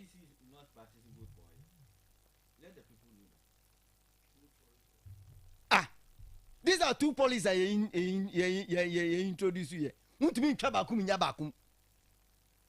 Because God for policy, God for oil no. And no na di gold reserve policy ni bae. Say want me am build a reserve e be de wat me anya bi aton. Musi ma suspend it. Musi ma suspend you. Won ade no. Mo kan mo fi say Ghana for enhunu ase enti no. Na ma kan watra. God for oil policy no. In the gold for reserve policy ni buy. Because so one build the reserve na. E be de wanya bi akwa akoton anya sika. Mo be ka kire ye say yen. Ma suspend this policy no. Me wa samu ya ase e na mo di gold board eye. Anu achi IMF mo IMF de untumi ntwa ntro. O se mo aboka 214 million. Munim sa $214 million no. Munim sika nka bi ade e bitimi aye. Teacher for no ma wie na muntumi post automatic posting na mo kan na muntumi nya no kasa sika no bitumi aye anase for na titi fie na muntumi nya automatic posting na mo kan no ka mo bitumi di aye anasa sika na mo di twa mu anum spelele no mo di buro nyan minim ba bia mo nya sika di buro nyan aye de chema mo no se wonya wo de ebi na ade akoto wo chei what ma say ebi na ade akoto ne chana nde wa shirt British shirt no was a cheche. What about the chile? When you scared your cotoche? What must say? Even I'm the cotoy and what catch at you for? And now what I will say you're two Obama presidential candidate be over to Ghana Japadi, over to Jubilee House. It is a Ghana Japadi, say, Obito Ghana Japadia, why everybody won't. And the end is the Mamunka, Mamunka, because the Japadia coming, Kruma. E jadi ma Ghana fo nyina mo na moton ye se urafia ma men kan kire ever ready Ghana limited no mo ye battery moton ma Malaysia fo sanyo kasanoma moton ya eton adu agiri nsawam canary ani ye drinks fruity moton ni nyina ma mo ana onim se TV3 media general na ya bandia ye friend Gamma Films moton ye enti obi to Ghana Japadia why boni dia ene mu NDC for mu pa Ghana for chaw se Ghana for Japadia bebre moton ye Christian West Africa ene we ye hwini ene se be kura mi wura fi suhuma mu na moton ye na ya bandia moton ma mu na mu hihye akiri na mu twetwe efin street enja pewe mu ni opposition yo mu wa ba mu enti mu kasa ene we ye wie sika ene 1 full year Muntimi fa akokoba kura into prison. Muntimi fa akokoba into prison. Mu ya na mu kansa na mu di dada man for na ye tua university first year fees. When I catch it obi ko tua school fees almost 10,000 Ghana cedis. Now commando 1,008, 2,000. What's your school fees? Apewe? Ubako University. Last year Ubako University. You are a beneficiary. No, me say last year Obako University. Tell the public. Me say last year Obako University. Nka oba hu say sa utua 10,000 no be refunded 1,008 ma. We say what your school fees. What go to accommodation drama? We didn't mention of accommodation. Free SHS na accommodation na kan ho. We didn't mention of accommodation. Free SHS no. The policy now go school baby how da na kan ho. The policy does not include the udie na kan ho. What for medical assistance come out? Eti mo dia mo kaka no. Mu hu awofo kura. Mu hu awofo yakoma. What for medical? Mu ntimi ntwura ma mo spell it. No. Mo pa mu tua full school fees no. Me ahwe so betimi aya. Mo nya dia kufu ado ye ni bi. O tua free SHS obi a okọ secondary school obi a o tua fees. Mo pa mo nya bi me ahwe. Na mo nya sa akwa bi ma meka sembi. Yesi adanko na one ne ba tu kwan. No mu koduru nsuo bi na nsuo na yiri. Nti na omuntumi nkọ na amalanko ba no se wo kwa na nsuo ni asese de na ekọ. Nti adanko ma ame no tuwa no odinanu akobo nsuo mu bi kakra no akọpie agugu nkon so. Odinanu kobo nsuo mu kakra no akọpie agugu nkon so no mi say adanko ma ame na de na wo yi. Wase mete so bi nsuo na yiri no me de ma no ete so. Where you the piaga? Mupesi mubetua no stress visa. Muntua full school fees no me ehwe. Ah, muntua me ehwe. Na munya mumkura masa create problem. Masa create problem aman kwala ne no mawofo. Because what the radio so see atua school fees no free. Meanwhile no, say kitua bi no matua. Into omo no mawofo no da bia ntawa sa. Madi asem sa akra mabere. You are beneficial. Ah? Wow. Eti mum kasa, mu pese mu ya de ni ya. Munye nti se de President Akufo-Addo ye no. Bibia free ni ehwe. And na friend a resounding a sweeping policy. Na ka say yentua bi ma binum dia. Ene anka Akufo-Addo de anka de wa ye ne de. Anka yesi boy ensem ma no pa. Aha, enye free. Enne ke de yekoso. Ba Kayaso. NDC for omo ya trick. Omo dada Ghana for. Na Ghana for be hu omo chi 2028. I'm telling you. When him dey am so omo ya trick. Start to force or tout macroeconomic indicators say wa ya de. And then so many appearance so can also inflation is 6%. 6.3. When inflation no macro. When inflation no macro too. Say November month nko. Yeah, November. November month nko. They should give us year on. I don't know say inflation figure they say. Oko mo budget no mo year last year na. When you say o ma peg inflation at 16.6%. But on radio typical of them. Huh? Typical of them. Typical of them. One say Baba Jama ka say unhu aponche an ye ni say ye nantwie. Enti instead of say on be kan no crash am the year on inflation no is around 16.6% no. Omo so November omo so inflation so atiaba. Omo kan November no mpo. So atiaba 6%. Meanwhile year on no and I'm 16 point something. But ironically enyo obi anwanwa say most inflation about from 6.7. 6%. Meanwhile, my electricity is 9%. 9.7. The figures become almost 10%. Last year, almost 18% electricity. Who does that? Anything and Yama went me conform. Yes. Have you forgotten that? What's to what I've been? The policy. Huh? The policy. Idea policy. My policy no crime was I am deception. Conditionality na. No, what we say 3 months be a motor to land be. It is never true. Ah? It is never true. You know why? February 2024. Go. You boo or mine. Na na do dan kwa Akufo-Addo electricity bills by 6%. E wo Ghana. Ni IMF. Ni wano. That was practically it was not true. Yet electricity bills 6% in February 2024. Eti anya no credit say IMF ye no mo call agreement say yen busum miensa bia yen tutu. Na aban papa ba nka busum miensa bia yen tutu mu kra aban papa ba munyaye. The country has already been committed. And mu deceive mo. Secondly, I no more to growth. Unim growth o go to here. Almost first quarter growth ye nya 6%. Now first quarter growth mu nim pa kro ye. Budget for first quarter 3 months no na ye. Nya bi before na ye sa budget. The first 3 months and before any yes our budget na munya sa growth no. Meanwhile, mu go to year on growth no. Mu go to 4%. As against 5.7%. Into nanado krana nan omwan homodi amodi say Ghana for nanado we o man no say o man no o grow economy way by 5.7%. Which economy? This economy. Ghanaian economy. Now, obi grow economy 5.7. The economy that now Uber grow 4.4. Only one aya there. In our first economics. In our first so year. Growth eba. In our first year. Let me tell you, reduce unemployment. So growth ba. Increase standard of living. Amama for di. So growth ba. Thanks. Eti mo growth na mateso no. E kire say Ghana fo nyina nka ye nyina ko yanimu no. Mo ye nyina ko kire. That's the explanation met me the amount. Until I want to mean growth, the overall 2025 growth, no. I will go to only first year. Now second, only first term. Now second quarter, third quarter, fourth quarter as well. Interest rate. Interest rate. Work bank. So we teach him. We see where you are the children, and now that's so called classroom.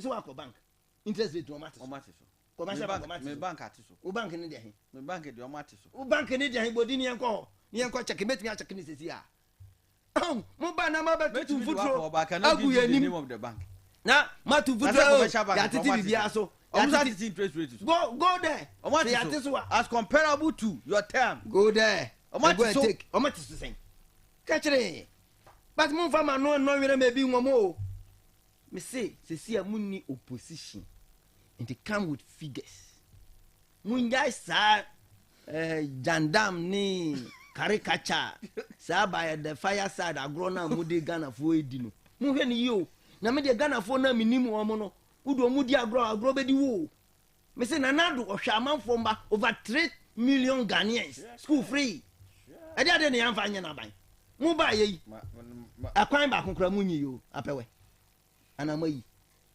kwan western of akwan be na mayi people are bidding now was another reduced tariff yes go obi me bisa question yes February 2024 or reduce electricity go the second quarter first quarter 2024 the second term of his government yes the second term okay or reduce here until omo studio number catch there say because of IMF ninti na da bia ya tumu anya no kra because nanado no kra dey ye call IMF kra no on no term 2024 February me say or reduce electricity tariffs by 6%. Point be crack ho mbaje wad ma say enti media apewe nanado na mumu ye ni say oye bonsam no nanado government was building 111 hospitals at the go.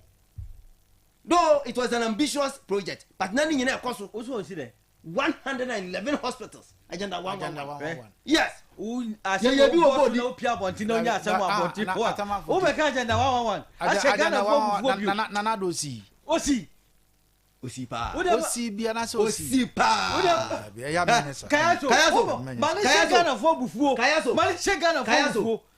You say Ebia unko bo. See, he's a good friend of the NDC. Oh, a good friend of what's obubu amwe. What's obubu no? Kayaso. Go to Bodi. Go to Bodi. And now agenda 111. Go to Adabokrum. Go to Dadieso. Ko he adwuma agenda 111 anado dan kwa burusugu. Edan oburusugu ho. So the way I walk on no man yes and another SC. No, 111. He was building at a go. He was building OC 1111 hospitals at a go. Mobile Modia Shaba Yetim. Musi afibia mbesi 10, mobile complete 10.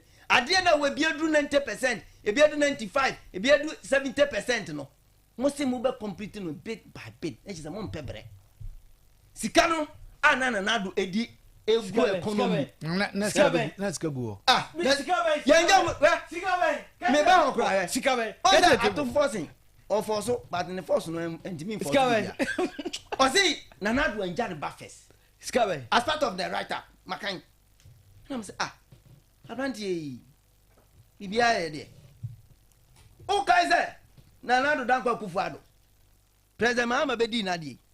Okoshia UN conference or see na stabilizing no nanado kono oja international reserve amounting to almost 9 billion to account no was it nanado enjaba first na almost 9 billion na oja ma no mo de yeden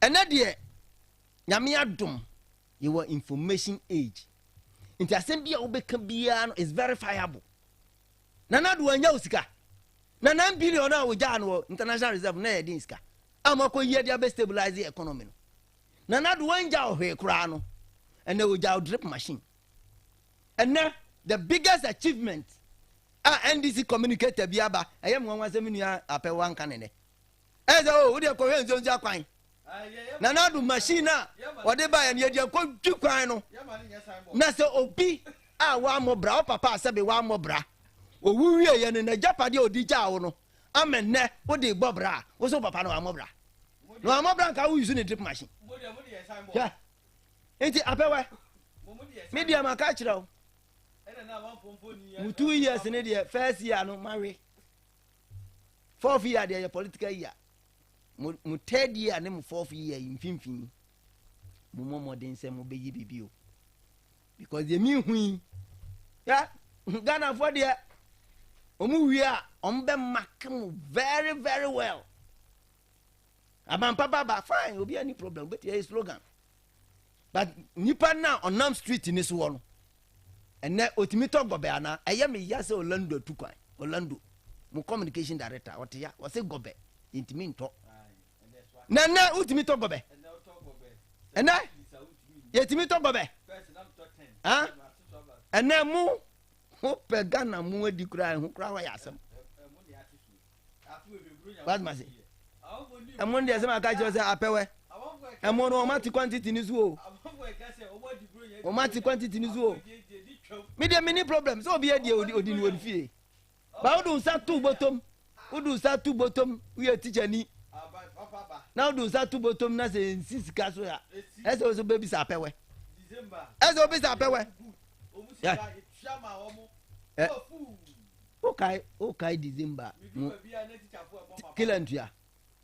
kilantua sem na okay na do na oye ni policy no mo so wonya papa na do no otua no November no otua wie November edru so mo ye validation ye bibia edru kola na mo de wie Ghana for na mo ko bo busia 70 billion ana meboa 70.1 billion asana mutimi atua tikafo allowance na do de ma wo mo eno kra mutua kra mo sa ate so mo sa ate o mo tax ade na do de che o mo no muti o mo tax muti o mo 3 million apewe intira magazi na nsen we jade kire no nko classroom tizia wo DPA intizia wo nam kra na chesha wo wo DPA unim say teacher for the sick and kra no Ghana education service sick and kra yete so unim o yete so 3 million yete so last month enti mo no mo na mo nsere because Ghana for omamam 4 years na 4 years no so a mo baba be bu akonta a kire Ghana for all right yenya yete Ghana ha ye behu medase 053630530472 0322296342 anapai nia wati every year anom yi hoi yentie won so wadwen che kakra ena anapai. Hello, good morning. At say all right, what to be any as moment for the power front so as na minti on so adwen che anapai. Hello, good morning. Good morning. What do you know what's But the K2 sir would you? All right, my inti on a pay. You after the Viana me as me bra me boss Atamafo I don't want BPM to mean kasa because Ghana kasa na tiano obi ani me yeko me ani say o de nanado e se be toto Muhammad ye ho a e bobla kura hey na ko bado me Ghana na be toto Muhammad Ghana yida enyi ba ko enti me bla to da bia ayo man ko na dika o ya me bla pan ni pa prem ko la bla mi na ja wa ko kakra kasa baba bia ko di no ba min tin kasa all right medase na min sha de won so adwen che 0536304072 0322296342. Hello, good morning. Hello, good morning. Good morning. Me pa je odin wasem why okum dem ni sai bus boys mpacho yentio dunia mamin chia ona mchi watifo dunia pewe me chia ona me official pansu na blata osiden blata uzama okukan die police university a fall flat there is no particles in them okukan die ehudi substance dia because ye course ana ye hunshi mabunu ye hunshi adifise ya na ye hunshi because what is going on na ye hu de na ekoso bia ye basa for bia enko we say school fees for now then you say we can go school now on can go into any obiao because obiao university bia no kitchen fee fees ko asante so I dey school ben on one ko to school fees 100 million akwaje ne facility your dem no akwa na ni bo dem akofa lozwe one and o be abrewa kwachire mu yi because you tutu Why? Yatiso, Bibia Tiso. All right, but that's it. And I was watching check 0536304072 0322296342. And I did in command and pay. Hello, good morning. Good morning. Hello. Good morning, Kayaso. Daniel, my minti wanna pay. Kayaso Fiafa. Naminchi Amini Atamafu. Naminchi Azika Samobodu. Assign Sony 202. Kayaso. Abetra Ayabufo. And this. Niomuye. Yewu Niomuyo. Sani na January King. Ye were moving more. Oh, 5 kilos of minute at the above for a Siakeso. No more bomb, no more say. Just a mulu, no more say.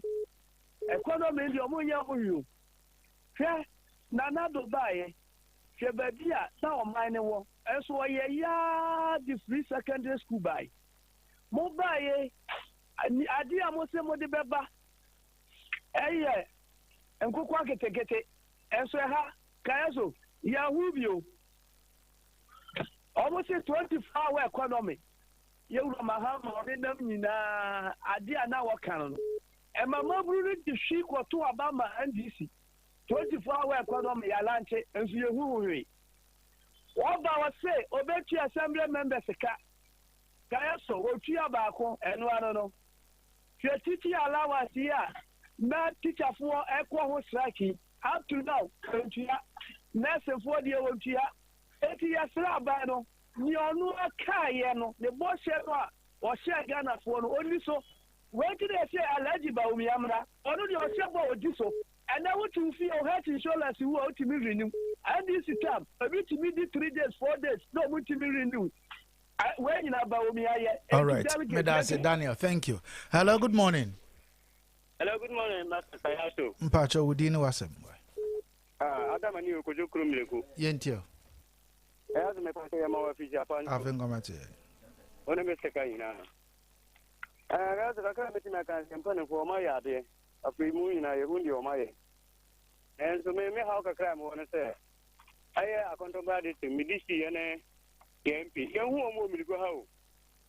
You don't want to no, my party executive. Romani, a fini or money in here. You know how? In the end of the council, so more. Oh, wow, Mama, into a monka. Let me go for how far. Thank you. Good morning. Hello. Good morning. Morning. About that Casa meet you. You can't afford your contributor, my official. Now, Menchia, Dr. Mahmoud Bomi, and I mention Atama for Akasa. What's that? And this for some more Kasana, some more opposition, Sabi. Nana do danko akufado first year na school for echo now for watching of no shabo black at but any benefit of free education omu 1 year actually Gina watching of her I for be a benefit na me papa tama for kabibi wo papa amobra ba owu ye nje ni frugu epere and Nana do drink machine ba omia kino and abosu ya coordinator when you adwuma and only Jamon can fast one a BP German in Jamonka and a Abaka and I say canvas one money and they no can. Now, all fruit the Amu, all fruit no Muguasiano, Ghana who see about 2028 Ghana for the Saka. Only I mean, thank you. Good morning. Good morning, Open Kessie. Approach Adesha Casamitia, Japan. Open Kessie, Allah in Jinko. Amen. And this, you know, what Casa, what Pujuma. I'll buy Papa MPP for Moka, when you 2028 in Frimo. 2028, NDC was so. Because I buy Papa, Petro Buaba from, and Emma Buaba from, or mine, never could ye, MPP for Munia and Biago. Yes, Remo, no one because 8 good years here. Akufa to president, Akufa to Beye, and Adio Beye, was really kind of small. I put a criminal for my womb. Master, I say, ever kind of force for them. Open Cassia, and your best hair. Now, you're about Papa with some Mahama pine, all piles and all of ammonia pine. Oh, my back, actually kind of force. No, never quit, you know, kind of for yes,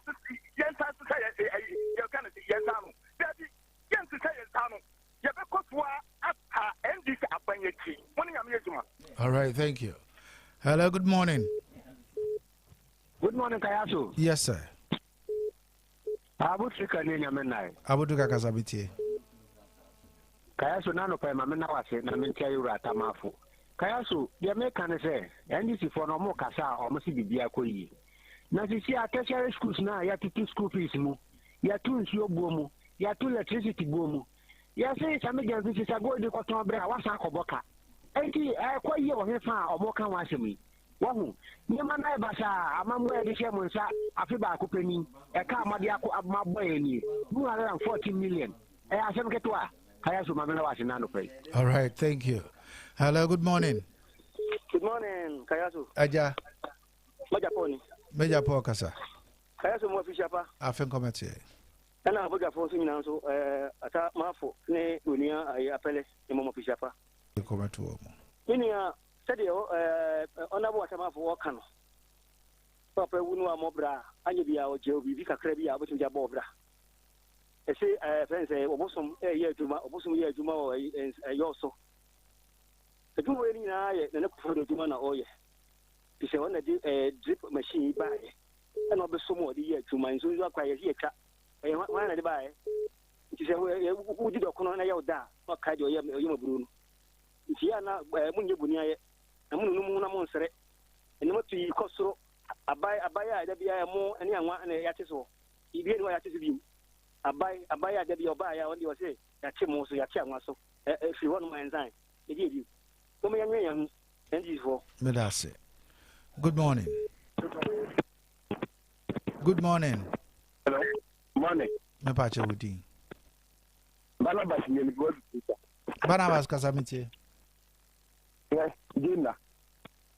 Mamentia Jina. Opeso bandisi no yes anu. Abi we bring and within papa. I don't track. E mu na wakam ya tutu so amam. Ama na to be kogu fie ma ne mandi dia ditonya. Enti abam papa ba. Enti kasa ne dia kasa be be en toponko. Ogu. Enti wo hwe na se onti ni 20% na me wo na mandi dia antra ho na mabandi ba. O ma mega ye. Na ye mu amamu ya no. Because afiwe che bring ya no ye di papa. Because you have to tell once you have to tell most it ideas so you have to tell to be yeah you have to tell so to make to win you have to tell so it's here anything you better to NBC so man this papa if you put on the Christmas in the radio. Thank you. Hello. Good morning. Yeah, good morning. Me pacho udini wasemwa. Kayaso me chiabu nyina be tapo mo chiabu me chiabu nyina. Mesra say ata mesra na ya o susun kasa ntie tiemu oh me o ya MPP ni eso so edur me be ga me de me ndis ni edur be bia me pe o kasa pa bai enne ya safe a fufurati mesra ya ma no kure mra o kasa nkakra mesra why o kasa abe mani pa be brado na adi a unimpa na o pese unka kuntupo de misro Medase. O se kasa mitie. Hello, good morning. Good morning. Aja kasa mitie o why? Yo bo ba kasa ti ko joku ma samwa no. Yo yeda mafi. Metia MPP ni no ho no. Wabɔ adwuma na Ghana no hu aba bia ba obeye ne de no atwam no akufu ado ma ne condemn sɛ wanyɛ hwɛ anye yie kura machine ta wagya ɛde ama Ghana no yɛ de bɛbɔ adwuma ama nkrasi yɛ nyina yɛ ho atɔe nti ma ne condemn akufu ado kura ne damasi bye bye. All right, yes you dasi. Good morning. Me pacho udini wasemwa. Malam Zak yo me kaza free asante. Malam Zak kasa mitio. Yo me kita onabo atabu ama chalo pa wayake. Ya fa na tamafu na atabu ama. Atamafu. Sorry. Me mana appreciate fanso Malam Zak na ikiano. O se NDC for omo die uka ye dan ya. Ombe kase de omo ye no ana omo de eye papa ma omo na ye Ghana for de nim se de omo ye no emboa na do dan ko fufa do baaye the first year study school free buy yɛn nyinaa yɛdi nfa so na wɔn buy a wɔn sɛ wɔn kɔ university a free no nansi na wɔn tu saa school fees no mu. Mepacho meet here, Kasa. All right, on your ready for last caller. Hello, good morning. Yes, sir. Ojugu Kasa meet you.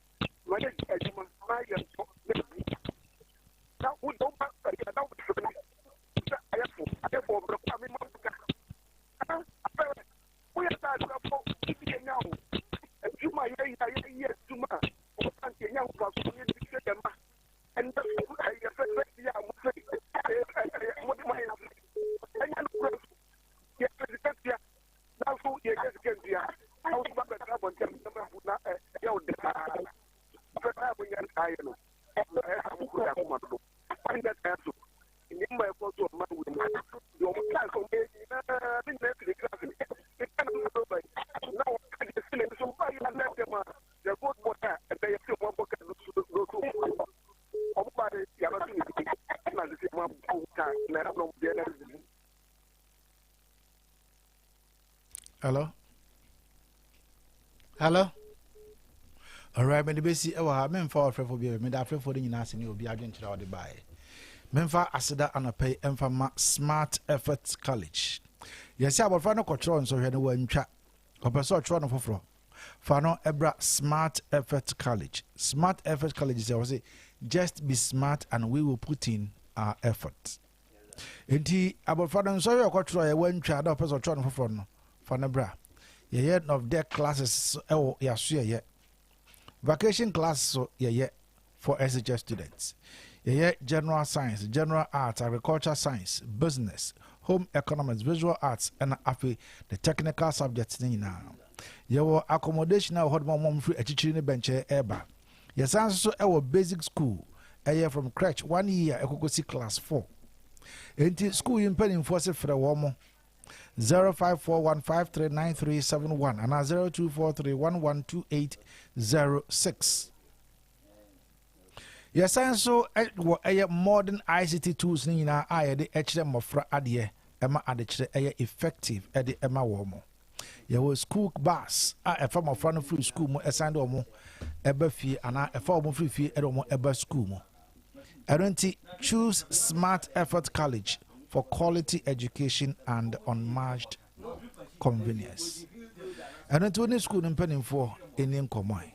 Na bibia intumi enkoye ema Dawood Herbal Center ede Dawood 360 capsule abadwa so sara nso ne yede A2 ASC yare ene rheumatism ase joint pains and general body pains rheumatism and waist pains na ye Dawood ointment so ho Dawood yakwakofa aduro wan so de aba Dawood Herbal Master wonya bi malaria fever na how wanum na to wontumi ne di ulcer how dia Dawood Herbal mixture unya binanma ebedusa no nyarwa nyina ede amount 0244885437 ama 0201681717 Dawood Herbal Center yesebra yenro nyina nso no ye de Dawood Herbal Hospital ewo asan so sara nso ena kunlungana ede araba bazen tablet dabedwa so eboa ema ma ACC wo mo no mojo mo efri nyarwa hodo a ma especially nyarwa a ewo ma ase bosomo so na obu nsa na mflow yie wode ba onsanka araba bazen tablet se oba wode be ma di ehemu a wote yawo ensu fita tagu aya na enkabone ewo akiri wode ma onsanka araba bazen tablet bema for you to be seen as the real man and one and Mr. Kill. And until Kobia to a drubia, I won't say Becabia, and Freckon Lugana for it was 0504 906 665 and 0545 906 665. Mpanimfoɔ nyinaa boae nnwumakuo nyinaa nso boae ɛna yɛde dwumadi yɛde ɛbrɛ wo aseda anapa yi ɛnkɔma atamafo ɛnkɔma ɛyɛ apɛwɛ but ata quick one yɛbrɛ no ɛkɔ yɛ point ɛyɛ me ntaa respond to serial callers but serial caller bi say ɛyɛ me nka no korɛ de asɛm no maka ne ha ɛnyɛ no korɛ is it about the more quantities na yɛate so no anaasɛ is it about gold for oil reserve musi matwa ma suspending so say mo hyehyɛ ase yɛ yana it is sometimes serial callers yɛ mo mboa so bi ka asɛm na ɛnyɛ no korɛ ka asɛm na ɛnyɛ no korɛ no me ɛnyɛ no trasa mba what ma say yɛ nyina yɛsua adeɛ kakra me koi no yɛn party nim sɛ yɛbɛto about 31st December January ya enti party mpanimfo ɛde abɔ naba wɔn a ɛto aba no bi dada ne deɛ ɔmudin ne yɛ intact na wɔn a yɛyɛ new registration deɛ wobɛtumi afa party office ɛnɛ to ɛkyena na waba bɛ verify sɛ wodin wɔ mu a yɛyɛ exhibition yɛnyɛ obi adin firi mete wɔ meyɛ de kɔ yɛ obi din firi but for us to make sure sɛ obi adin wɔ mu no wɔn a ɔmudin ama no we tabulate it and resend it nti na asɛm a ɛwɔ no meda wase alright bɛsɛmɛ da ase mpatwɔ yɛ kɔe no da bia MPP fo ɛka sɛ ɔmo se Nanado giant drip machine yes it's true MPP ɛne Nanado yes it's true ɛde Ghana fo sika ɛkɔtɔ drip machine sɛ baeɛ na saa drip machines na ɔmo de baeɛ no ɔmo de yɛ signboard ɛna na ɔmo di amanfo mfoni afam so na ɔmo de nam dwonansi dwom ɛne yɛ ɔso kurum yɛde yɛ baeɛ ɛnam sɛ yɛyi coordinator a otumi bɔ adwuma ɛyɛ yɛwura Thomas Minta aka Obosum nti machines no yɛde yɛ adwuma som sahwiman ɛne Ghana man yɛkɔ no mekyia all the NDC members specifically MC a wɔte so young boy a waba or righted the wrong in sahwi also Dominic Jesse baby obi a medana so mekyia no so meda pɛwase meda atamafo nso so ase meda afrɛ fom frɛ de wo madwen kyerɛ ba yɛ nyina meda wo nyina ase na aseda ne bi enko ema mystical wonders ADB ene aboafo nkae nyina ye frɛ me kwesi fo kokodom adom ye ya ochna ye bedi ahia have a wonderful day bye bye.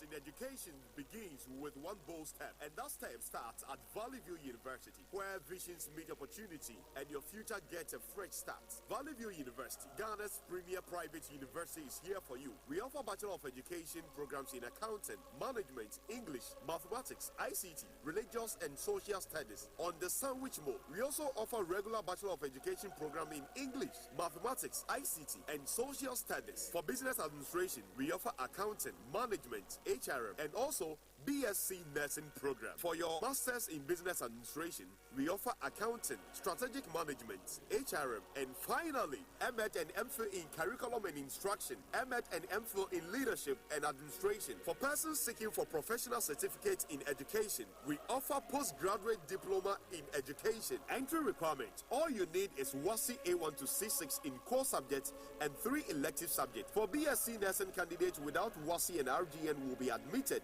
with HAC, NAC after sitting for an access program. Matured candidates must have been at least 25 years and above. Our students enjoy work study opportunities, flexible fee plan, and a value-driven education. Apply today and make that bold step into greatness. Call us on 0265 818 266 or 0540 115 151 or 0536 743 686 or visit our website www.vvu.edu.gh.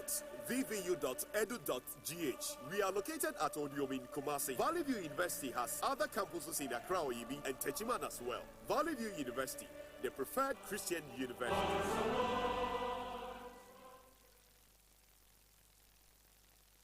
AC, bra. Na one pa na o complain say sciatica e hawi. Ena na wajina wona so sa no. Ofa, ma bre papa. Me to asentini. Etimi twimi say tan.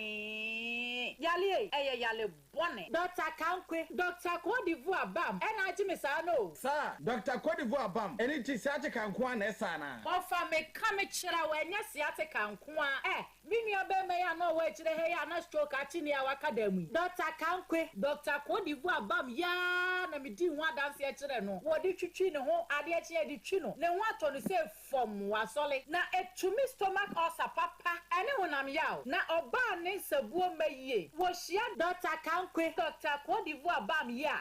Ebeba kama.